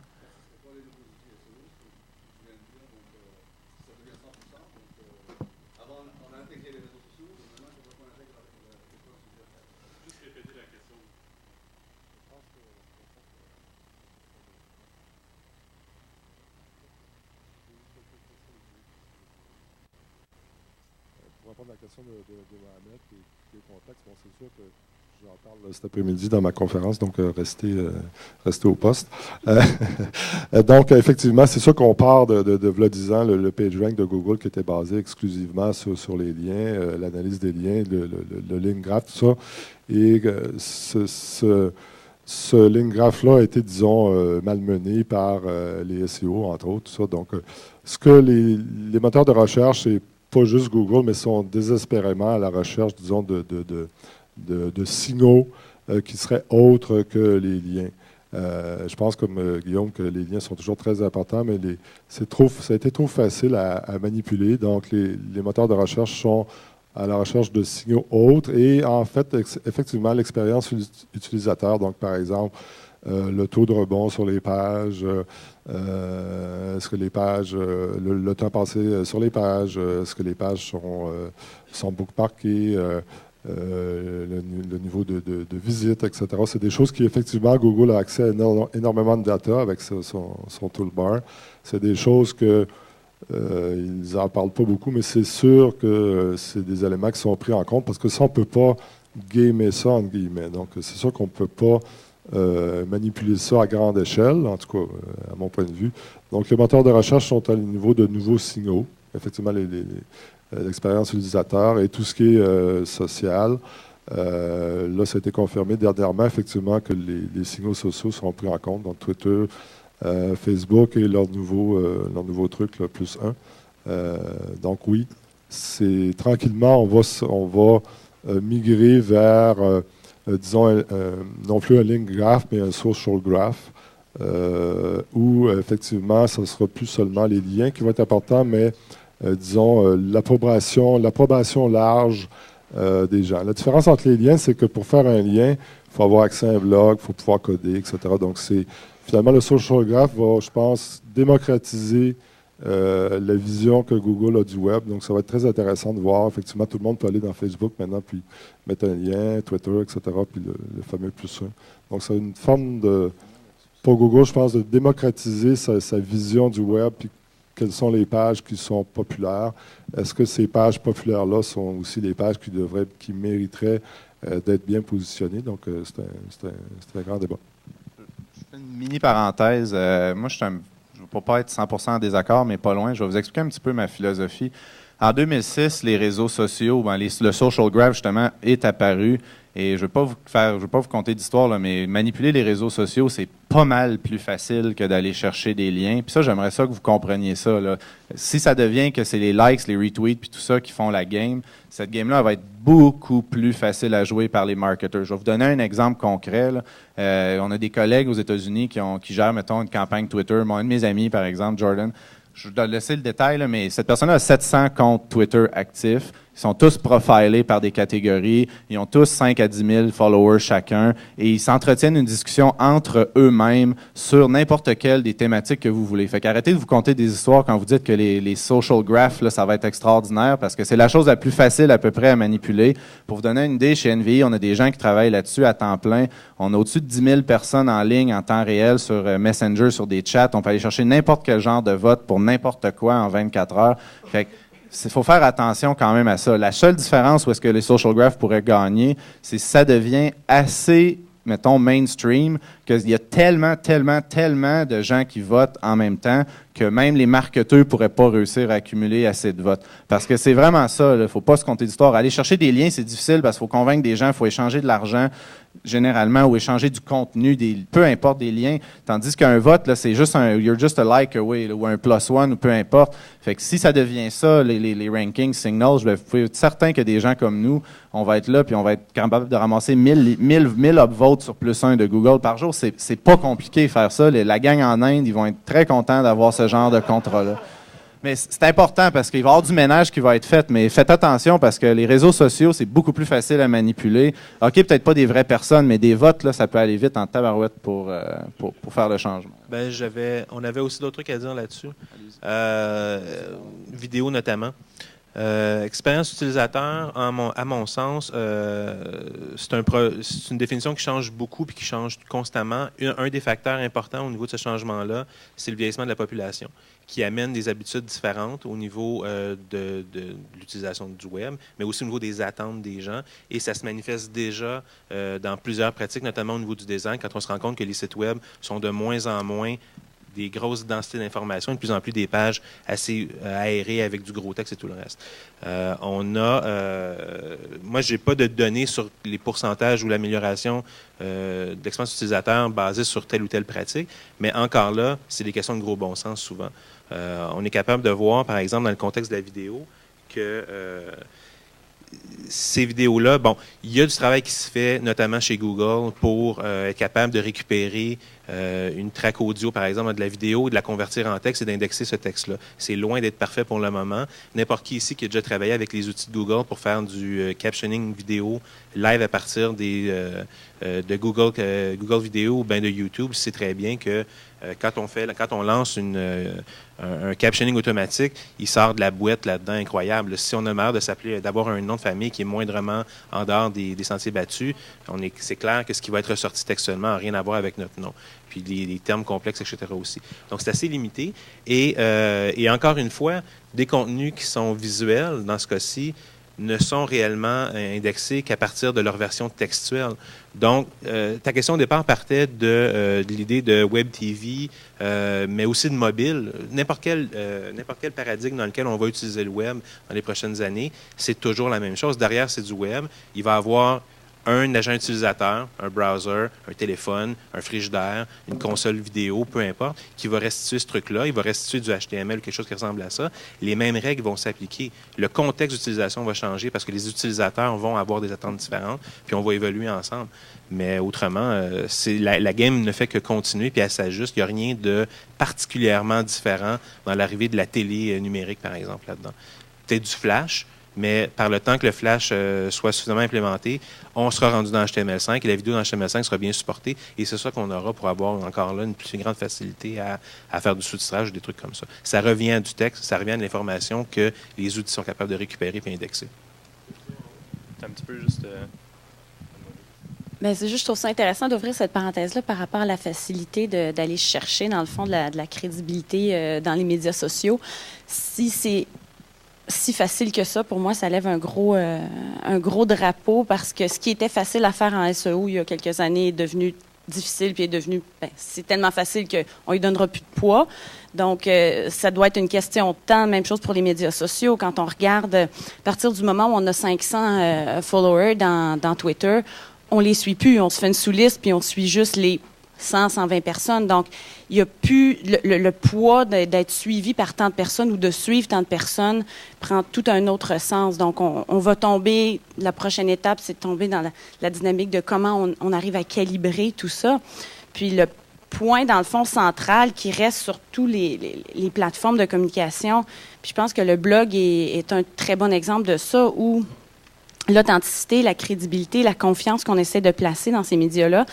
Et ça, pour tout le monde, c'est clair. On n'essaye pas de lancer de la poudre aux yeux dans un blog. On le sait que la stratégie est à long terme.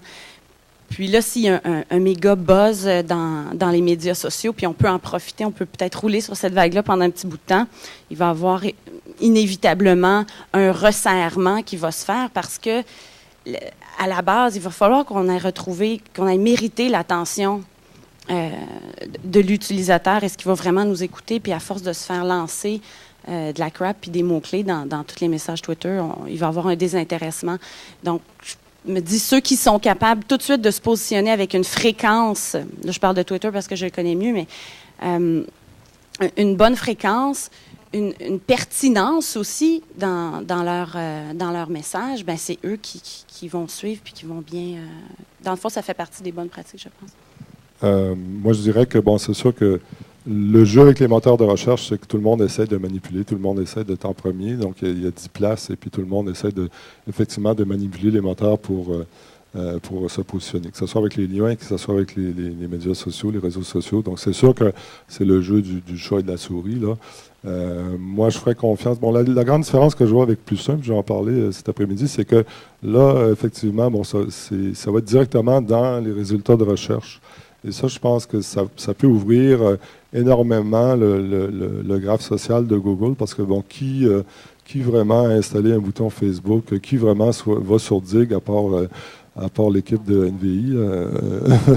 Donc, sortir ça d'un petit cercle comme ça et ouvrir ça aux résultats de recherche at large, c'est une expérience intéressante ça va être intéressant à observer. Google va aussi ouvrir le bouton Plus 1, par exemple, aux pages web comme telles, aux annonces. Donc, quand vous allez mettre des annonces, on va pouvoir voter sur vos annonces. Donc, je pense que c'est tout un nouveau champ qui s'ouvre. Effectivement, c'est sûr, comme dit Guillaume, il y a des petits malins qui vont essayer de manipuler tout ça, de spammer tout ça. It's the name of the game. Je pense aussi que Google, il faut leur faire confiance un petit peu. C'est sûr qu'ils ont eu de la misère dernièrement, ils se sont fait critiquer, mais on dit qu'il y a plus de PhD chez Google qu'à la NASA. Là. Donc, je pense que c'est une gang qui sont quand même capables de mettre sur pied des produits de haut niveau. Donc, c'est à suivre. Puis en fait, dans le fond, le SEO a toujours été une question de proportion. Tu sais, c'est pas... avant, c'était les liens, mais juste d'acquérir des liens, c'était pas nécessairement suffisant. Il fallait aussi avoir du contenu qui était pertinent, puis d'avoir tout ça dans une proportion qui était raisonnable. Maintenant, avec le social graph, ça met une dimension qui est beaucoup plus sociale à tout ça, beaucoup plus humaine, un petit peu un spin sur l'intervention tantôt de Dorian qui disait, bon, c'est beau d'avoir un H1 qui est super optimisé au niveau du contenu, mais est-ce que ça va faire en sorte que quelqu'un va partager ton contenu qui va aimer ça? Donc, on arrive peut-être un petit peu à cette proportion-là où on va réussir à peut-être un peu mieux allier l'humain et la machine. Mais ça reste une question de proportion. Avoir juste 10 000 likes, mais aucun lien qui pointe vers ton site, c'est louche un peu, parce que si tu as 10 000 likes, tu devrais être une espèce d'autorité dans ton domaine. À l'opposé, si tu as 150 000 liens qui pointent vers ton site, puis qu'à ce moment-là, tu as un like à chaque nouvel article que tu fais ou un retweet, il y a des choses louches là-dedans. Fait que ça reste toujours une question de proportion. Je pense que la game ne change pas tant que ça, dans le sens où c'est toujours le même principe, c'est d'avoir une espèce de notoriété, une popularité, une autorité qui est associée à ton site. C'est juste qu'il y a des nouveaux outils qui se greffent, qu'il faut les intégrer. Puis à mesure qu'ils arrivent, qu'on les intègre, ça nous permet de se démarquer puis de continuer une stratégie qui est bien équilibrée. Je vais juste peut-être conclure, mais ouais. Moi, je voudrais juste prendre une petite note on the side comme ça. Il y a personne de Google dans la salle? Ça ferait pas mon affaire. J'aimerais ça qu'on comprenne aussi une affaire, c'est que le SEO, c'est ça, les réseaux sociaux, c'était la même chose. On est vraiment dans... Puis ça, pensez-y, puis pensez-y comme il faut, puis vous allez comprendre ce que je veux dire, c'est qu'on est tous contre Google dans une certaine mesure, et je vais expliquer un peu ce que je veux dire. En tant que SEO, on est à quelque part les lobbyistes de cette industrie-là. On n'est pas organisé. Il n'y a aucun groupement fort. On n'a pas une maudite scène pour se battre contre ce joueur-là. Et la réalité, c'est qu'à chaque fois qu'il y a un release, que ce soit Panda, Caféine, nommez-les, vous devenez de moins en moins fort à être capable de manipuler l'algorithme. Puis que ce soit appeler ça du grat, moi je suis quand même pas d'accord. On est tous des marketeurs, on est tous des gens qui veulent faire sortir au-dessus d'un autre. C'est un peu de l'advertising, c'est un mélange de tout ça. Mais le point central, c'est que cette guerre-là, on n'est pas en train de gagner en tant que tel. C'est quelque chose qui, dans le fond, donnait la chance à beaucoup de petites entreprises de se démarquer par rapport à un gros joueur qui n'est pas capable de changer 10 pages de recommandations sur l'espace d'un an. Il y avait plein de choses qui aidaient la petite entreprise. Puis c'est des choses qui s'en vont tranquillement.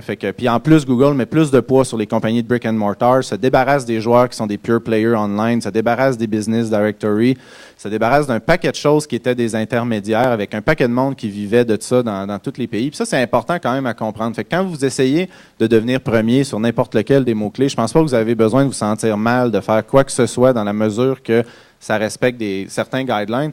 Une autre chose que vous pouvez garder en tête, c'est faites des équipes. Je vous donne un exemple concret. Moi, j'ai réussi à convaincre 2-3 compagnies qui sont dans la même industrie au Québec de se mettre ensemble, de se partager des liens, puis de se donner un coup de main, parce qu'ultimement, ils étaient contre 1000 autres compagnies dans la même industrie en Amérique du Nord. Fait que réfléchissez plus loin que juste votre propre site ou votre propre propriété, parce qu'en ce moment, on est dans une situation que on n'est pas vraiment en train de gagner. On teach la machine, justement. La machine commence à agir comme un utilisateur. Mais la réalité, c'est que ça reste de moins en moins de place aux gens en marketing et ça laisse de plus en plus de place à de l'advertising. Alors, le geek en nous, à quelque part, est quand même en danger à ce niveau-là. Il y aura tout le temps moyen de manipuler. C'est un peu comme la course entre le virus et l'antivirus. Il n'y aura pas de fin à ça. On va toujours manipuler les signaux, toujours essayer de les mettre de notre faveur. Mais la réalité, c'est qu'on n'est pas justement 10 000 PhD. Fait qu'on n'a pas vraiment beaucoup de chances de se battre contre une machine qui indexe 1 milliard de recherches par jour. Ben, pour continuer sur cette idée-là vraiment rapidement, là, parce que moi, je vais aller plus rapidement que toi, mais une des bonnes façons, je pense, de tirer son épingle du jeu dans cette bataille-là, c'est d'essayer de faire le meilleur titre, le meilleur lien, trouver le meilleur nom du meilleur bouton, parce que, puis je serais ravie d'en parler avec vous, je pense qu'une très bonne idée transcende la stratégie. Et donc, quand on peut pédaler du côté stratégie, puis on le voit dans certaines campagnes qui font puis qui n'avaient pas en tout les reins solides pour foncer au niveau là, de la visibilité du web, puis qui sortent quand même parce qu'il y a eu une étincelle qui s'est créée quelque part, puis je pense qu'il y a un champ un petit peu inexploité à ce niveau-là. OK. Bon, Vincent Guérin de chez William. Ça va peut-être dériver un petit peu la conversation. Disons qu'on a un site web de UGC, vraiment, qu'on favorise le contenu généré par les utilisateurs, puis qu'on veut intégrer une stratégie d'agrégation de contenu à partir d'API externes. Ça serait quoi les bonnes pratiques à garder en tête là, pour pas qu'il y ait un mess avec plein de pages qui se génèrent automatiquement puis que ça vienne tout s'entremêler dans les moteurs de recherche? peut-être réponse courte, là, mais t'essaies de développer une hiérarchie que tout ce que tu es dans tes premiers niveaux sont tous tes contenus le plus uniques possible. Puis plus tu descends dans les niveaux, tu peux offrir plus de UGC. Dans chaque page de UGC, essaye d'avoir tout le temps un certain contenu éditorial dedans. Passer ça dépend bien gros de la situation du site, etc. Un site comme les pages jaunes qui a besoin de générer du contenu parce que c'est pas vrai qu'ils vont générer du contenu eux-mêmes pour 2 millions de 2 millions de compagnies, ben ça peut être une bonne stratégie. Si tu es un vertical bien précis, c'est peut-être une moins bonne idée. Le UGC va te servir beaucoup à aller chercher les recherches en slang. Tout ce qui va être un char pas cher ou des choses comme ça. Fait que c'est là que cette qualité-là de grammaticale, si tu veux pas nécessairement l'avoir sur ta page d'accueil. Fait que moi, j'aurais tendance à, sans la mettre vraiment creux, mais à quand même partir sur une bonne base solide sur tes homepages, tes catégories, tes sous-catégories, puis peut-être après ça, commencer à complémenter. Tu devrais toujours voir du UGC comme un complément de contenu à une page. Si le UGC est ta page, ça n'a pas une grosse valeur, surtout si tu l'as fetché des API partout dans le monde. Là, si tu as repurposé, excusez-moi tous les anglicismes, mais si tu as remâché du contenu de plein de places différentes, puis tu as mis ça, puis tu as espéré que ça allait se positionner, ben si ça marche au Québec en ce moment, continue, puis croise-toi les doigts, mais des trucs comme ça aux États-Unis, ça ne marche pas. Là. Ça ne t'amènera pas très, très loin. Puis Panda, à titre d'exemple, a quand même fait un peu de ménage à tout ce qui était des sites de scraping, justement, qui ramassaient toute la cochonnerie qu'il y avait partout, puis qui remettaient ça, justement, dans une page en question. Fait que c'est pas une route, mettons, très, très belle. Si c'est du vrai UGC généré par tes propres utilisateurs qui sont arrivés sur ton site et qui l'ont généré là, oui, ça peut avoir une bien meilleure valeur. Mais tu sais, si tu me sors le feed de Twitter, le feed de Facebook, les commentaires de YouTube, puis tu me mets ça dans un truc, puis le titre en haut, c'est voici ce que les gens passent de mon mot-clé que je veux me positionner, c'est pas une bonne idée. Une autre question, Alphonse William. À propos des link farms, c'est quoi votre position sur ça? C'est quoi les avantages, désavantages, votre philosophie? Mais je pense que justement, oui. Le changement d'algorithme de Google récent, là, Panda, qu'on a appelé Panda, puis Farmer. Bon, c'est un peu des façons que Google a pour essayer de justement sortir de ces jeux de manipulation-là. Donc, personnellement, je pense que c'est bon jusqu'à temps que justement que Google réagisse et puis change sa façon de faire. Donc, Guillaume dit que Panda n'a pas touché les link farms. Je pense que tout dépend du contexte, là, puis des objectifs qu'on veut obtenir. C'est sûr que c'est très facile, effectivement, aujourd'hui, de mettre sur pied un logiciel qui va créer des dizaines de milliers de liens. Est-ce qu'on pourrait lui enlever le clavier, s'il vous plaît? Non, c'est une blague. C'est une blague. Juste faire une petite parenthèse, je vais donner le crédit à Francis de m'avoir mis en place parce que j'ai fait le même commentaire, c'est pas que Louis a fait à Francis, puis Francis m'a expliqué, puis j'étais quand même d'accord avec lui. Les sites qui ont été maganés, dans le fond, avec Panda, ce ne sont pas des link farms. Une link farm, c'est un site, mettons, d'une qualité quelconque qui génère du contenu de qualité, mettons, ordinaire à supérieure et qui décide de faire des liens un petit peu partout sur le web. Ça, il n'y a pas de problème, ça existe encore. Le domaine média, dans le fond, les gens qui ont vu TechCrunch, je vais voir, c'était très, très drôle, le poisson d'avril qui a été fait sur domaine média qui était sur un gros boat avec le Chief Revenue Officer de Google puis qui partageait des revenus, puis le nom du bateau s'appelait AdSense. En tout cas, c'était très comique. Mais bref, Google n'aurait pas eu intérêt à faire une patch qui allait scraper les link farms parce que c'est probablement 50% de son revenu AdSense. Ils sont allés plus prendre des sites qui volent du contenu à gauche, à droite, qui font de la manipulation avec ça, qui le remâchent et qui mettent ça en ligne. Et c'est très différent d'un site qui génère du vrai contenu, qui décide de linker out à gauche, à droite. Alors, un scraping site, pour moi, est quand même très différent d'une link farm. Est-ce que c'est bon, une link farm? Tu sais, si on regarde une espèce de pyramide où est-ce que les choses qui sont les meilleures sont en haut, c'est pas en haut de la pyramide, c'est pas mal dans les dernières strates de ce que Google n'a pas encore endommagé en ce moment. Mais c'est sûr que Google ne pourra jamais faire un release qui enlève 20% de son chiffre d'affaires. Fait que dans la mesure que ces sites-là sont encore en première place, même Domaine Média avec tous ces sites eHow et tout ça, ils ont monté de trafic quand il y a eu la patch Panda, parce qu'au lieu que ce trafic-là ait des sites qui volaient du contenu, c'est retourné à eux, qui étaient eux qui avaient probablement produit le contenu de façon originale. Fait que ça n'a pas nécessairement affecté eHow avec l'article qui est publié sur eHow, mais plus sur les 20 sites qui reprenaient le contenu d'eHow puis qui le remâchaient puis le redistribuaient. C'est quand même une grosse nuance, mais c'est important quand même de le comprendre parce que c'est pas la même game. Puis ça, vous voyez ça aux États-Unis. En français, vous êtes encore capable de faire les deux sans problème, mais c'est des choses qui vont suivre au fil du temps. Fait que ce qui est tout le temps le fun en anglais, c'est que on peut le savoir 2-3 ans, tu sais, 2 ans, ça dépend, là, mais 6 mois à 2 ans d'avance sur qu'est-ce qui va se passer dans les autres langues en regardant ce qui se passe aux États-Unis. Même anglais à anglais, on va le voir une couple de mois aux États-Unis avant de le voir au Canada. Oui, bonjour, Gabriel Montagne de Groupe Page Jaune. En fait, j'aimerais revenir sur ce que Guillaume a parlé un peu là, au niveau de l'éthique et Google. On voit que les pages de résultats évoluent beaucoup depuis les dernières années. Et puis, si on prend le secteur de la restauration, par exemple, les micro-formats sont rendus super importants, les citations, et ainsi de suite. Et puis, on voit que Google est en train d'essayer de s'accaparer ce positionnement-là, donc des hubs très forts, des carrefours très importants au niveau sémantique. Et puis, on voit, il y a une nouvelle dernièrement au niveau des websites aussi. Google va bientôt offrir des sites web aux marchands canadiens. C'était un joueur impartial avant, puis j'ai l'impression qu'il prend une place qui n'était pas la sienne. Qu'est-ce que vous en pensez, en fait? Je suis d'accord avec vous. Effectivement, on remarque depuis quelques années, donc Google s'investit beaucoup dans certains verticaux. Donc, effectivement, tout ce qui est local, aux États-Unis, beaucoup, l'hôtellerie, il y a eu des efforts dans ce sens-là. Dernièrement, je pense qu'ils ont acquis un moteur de recherche là, au niveau des compagnies aériennes pour les billets d'avion, etc. Donc, effectivement, Google, qui était, disons, un pur player recherche, est de plus en plus un joueur qui s'investit dans les contenus. Donc, c'est un fournisseur de contenu lui-même. Il essaie effectivement d'accaparer les contenus.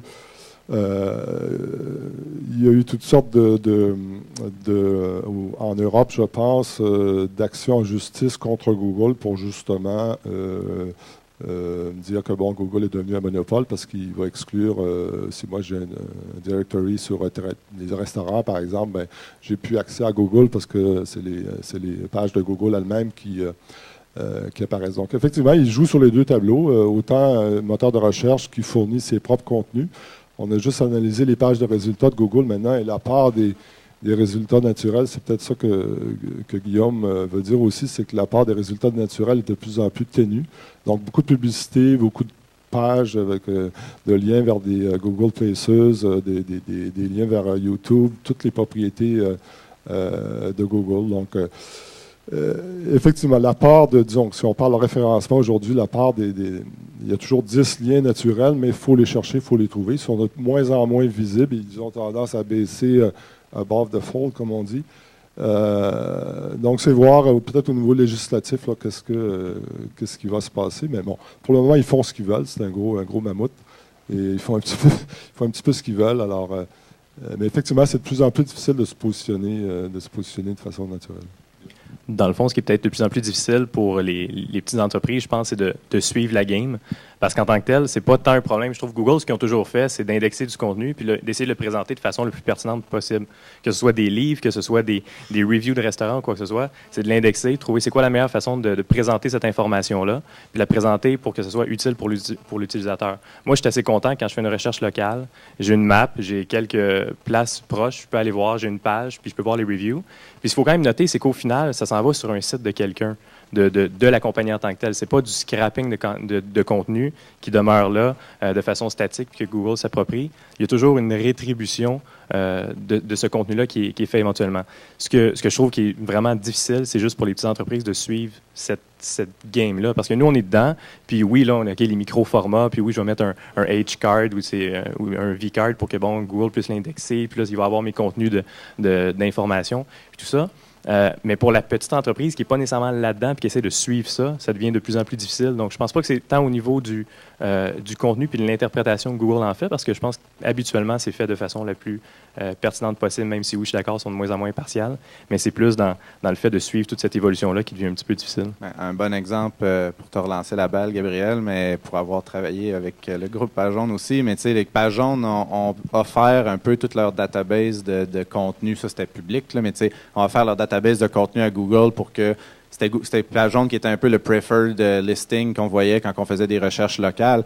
Après ça, ils ont fait « Ah, ben finalement, on n'a plus vraiment besoin de votre info parce qu'on pense qu'on est capable de l'updater tout seul, puis on n'a plus vraiment besoin de vous finalement. » Fait que Google Places va prendre cette place-là. Et vous, monsieur l'intermédiaire, qui peut-être vendait des sites, peut-être vendait du trafic, qui vendait telle ou telle chose, ben on va tranquillement vous remplacer. Moi, je pense que le problème, ça revient un peu à ce que j'expliquais quand je parlais du lobbying tantôt, c'est que Google a mis un carré de sable, s'est dit amusez-vous dedans, faites tout ce que vous voulez, bâtissez-vous des modèles d'affaires dessus, il n'y a pas de problème.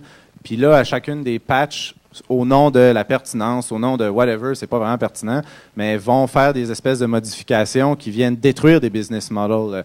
Dès que vous êtes un business directory à la base, c'est très mal parti. Si vous étiez, mettons, un directory qui représente des villes, des villas luxueuses, par exemple, ben maintenant Google Places, ils prennent l'adresse directe de la maison, fait que vous n'êtes plus là comme directory. Il y a plein de business models qui ont été affectés par les patchs dernièrement.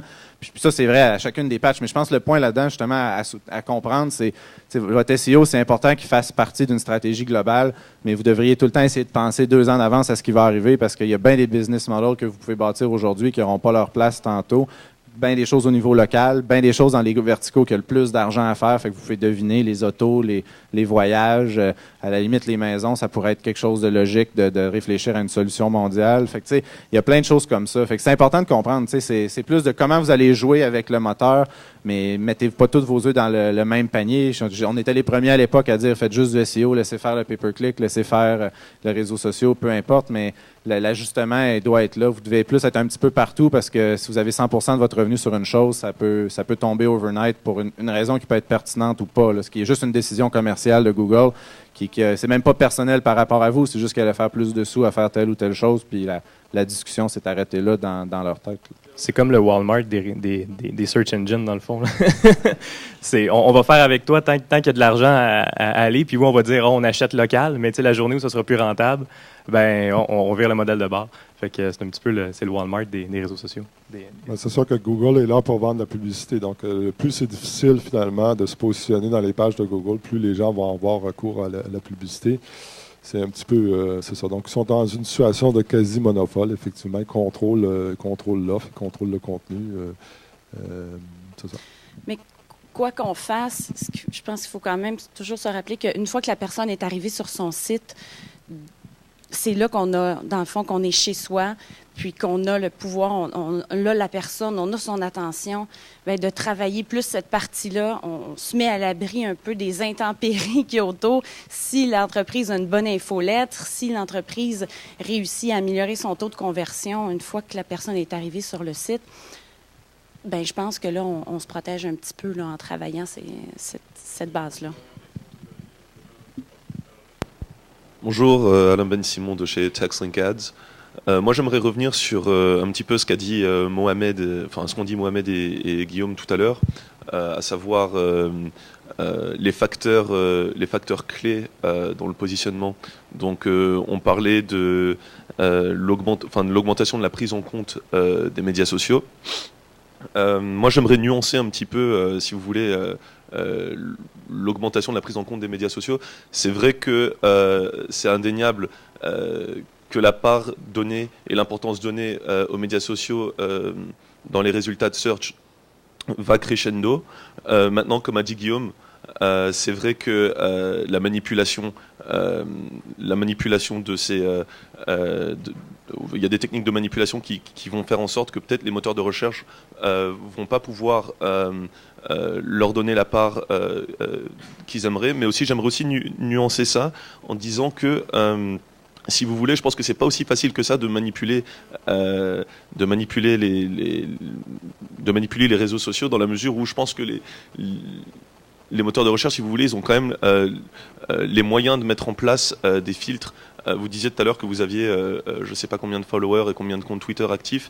Je pense qu'en utilisant des techniques de géolocalisation, par exemple, etc., les moteurs de recherche sont parfaitement capables de remarquer ce genre de manipulation dans une moindre mesure. Et enfin, ce sur quoi j'aimerais revenir et que je trouve intéressant, c'est que vous reveniez sur l'importance des liens dans le SEO. C'est vrai qu'au final, je pense que on peut on peut rentrer dans toutes les conversations techniques sur le on-site, etc. Mais au final, je pense qu'il y a quand même certains facteurs qui sont clés et qui vont le rester, parce que le web est construit de telle façon, c'est-à-dire que le contenu, ce que vous avez sur votre site et qui s'y réfère, ça reste quand même, je pense, les deux facteurs clés au final. Alors peut-être que les médias sociaux vont donner plus d'importance, ou en tout cas vont permettre aux moteurs de recherche de donner, d'attribuer une autorité de façon un petit peu différente, si vous voulez, au site. Mais au final, ce qui va compter, c'est qui se réfère à vous et à quoi on se réfère. Donc le contenu et les liens, je pense. Ça fait au moins 1 heure et quart qu'on se dit, lui et moi, il faut qu'on parle de liens, Merci, on va en profiter. En 32 secondes. Surtout sur les liens, dans le fond, moi, ce que je dirais, pour revenir sur cette idée-là des croisements que je voulais établir en début, c'est que c'est une question de pertinence du libellé souvent. Je peux avoir une page qui a 25 cliqués ici à l'intérieur. Ça n'amènera pas grand-chose en termes de signifiance, de sens pour une indexation, pour me dire si où je m'en vais est pertinent ou non.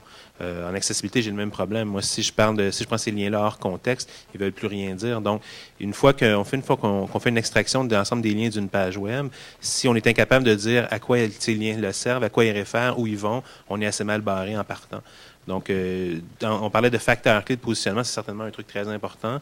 Tout à l'heure, Guillaume disait 90% peut-être du linking. Je ne l'estimerai pas là-dessus parce que ce n'est pas ma compétence, mais je suis du linking de l'indexation, je veux dire. Mais je serais assez d'accord pour dire que ça a certainement un grand impact aussi.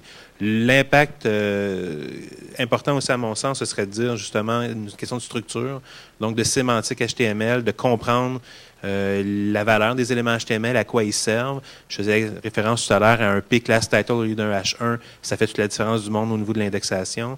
Les rafraîchissements automatiques de pages qui empêchent de l'indexer du contenu, c'est bien clair que c'est un problème. D'avoir des libellés, on arrive sur la question de rédaction, avoir des libellés qui sont significatifs, encore une fois, qui ne portent pas à confusion, qui sont intuitifs pour nous dire où ça mène comme contenu, qu'est-ce que ça représente, engageant. C'est des choses qui, justement, ont un impact majeur. Et finalement, je terminerai là-dessus, s'assurer que tous ces contenus-là sont accessibles, sont disponibles, peuvent être utilisés à partir d'un clavier uniquement. Parce que quand on est en dehors de la métaphore de la souris, parce qu'on est sur du mobile, parce qu'on est sur des écrans tactiles, parce qu'on est aveugle, parce qu'on est Google, puis qu'on n'a pas accès à ces périphériques-là, ben c'est du contenu qui n'est pas indexable dans un contexte de SEO non plus. Donc, sortir de l'idée mouse over, mouse out, puis aller aussi vers unfocus on blur, si on veut parler d'event handlers dans JavaScript, mais s'assurer justement qu'on sorte le plus possible de l'endroit très réducteur où on se trouve, qui est de dire il y a un ordinateur sur une table, on a une souris, puis on interagit avec l'écran comme ça. Là. Puis tout ça favorise justement l'indexation.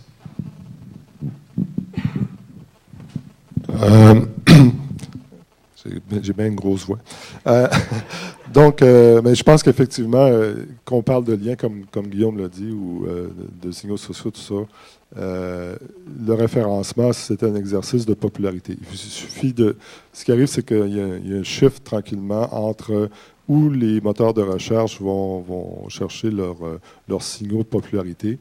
Les liens, bon, j'en ai parlé un petit peu tout à l'heure, il y a de moins en moins de liens, c'est un fait, de moins en moins de gens bloguent, de moins en moins de contenus qui sont mis en ligne, alors que paradoxalement, aujourd'hui, il n'y a jamais eu autant de contenu qui a été partagé, et ça se passe dans les réseaux. Et c'est une forme de démocratisation donc, qui est en train de se passer. Maintenant, est-ce que ça a du sens? Est-ce que c'est pertinent? C'est ce que les moteurs vont devoir vérifier. Est-ce que c'est parce que j'ai 10 000 likes ou que j'ai 10 000 plus 1?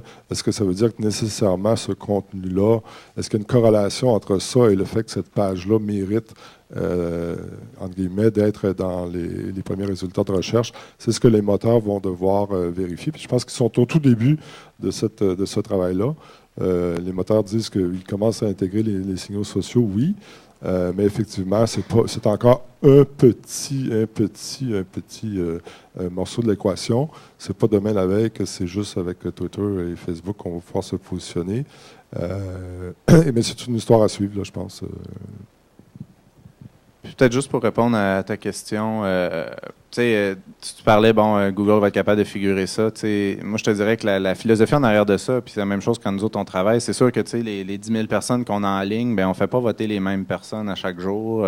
Tout est aléatoire. On est sur des adresses IP séparées. Il faut vraiment que Google décide de faire une chasse aux sorcières agressive pour se débarrasser. D'un autre côté, Google sait qu'on travaille en ligne en SEO. Fait que, ils sont capables de regarder les landscapes des compagnies canadiennes, américaines, puis s'ils voulaient vraiment faire une chasse aux sorcières, ils débarqueraient chez nous, ils regarderaient ma liste de clients, ils regarderaient le profil de lien qu'on a, puis on s'en irait tout aux poubelles. Fait que, faut faire attention. Google, je pense, sont intéressés dans la mesure que tu vas respecter le concept que tu utilises du pay-per-click, que tu es relativement white hat, grey hat dans les techniques que tu fais. Après ça, si faire la différence entre ce gars-là, il a acquis des liens naturellement ou pas, c'est quand même très discutable. Puis, c'est-tu vraiment une route qu'ils veulent aller? Ils vont essayer de passer par d'autres signaux. Exemple, diminuer le poids, justement, des liens, mettre des signaux sociaux. Mais encore une fois, on embarque dans, comme on disait tantôt, une autre chose qui se manipule assez facilement.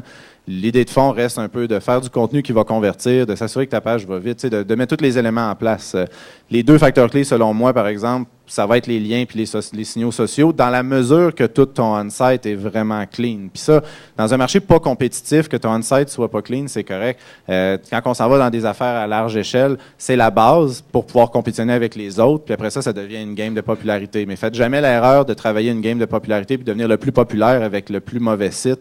Vous devez faire l'inverse. Ayez le meilleur site ou un site équivalent au meilleur, et après ça, travaillez la partie de popularité, parce que sinon, tous vos efforts de popularité vont être vraiment moins pesants que dans un autre cas. Donc, on va aller à la pause, mais avant, on va applaudir les panélistes. Donc,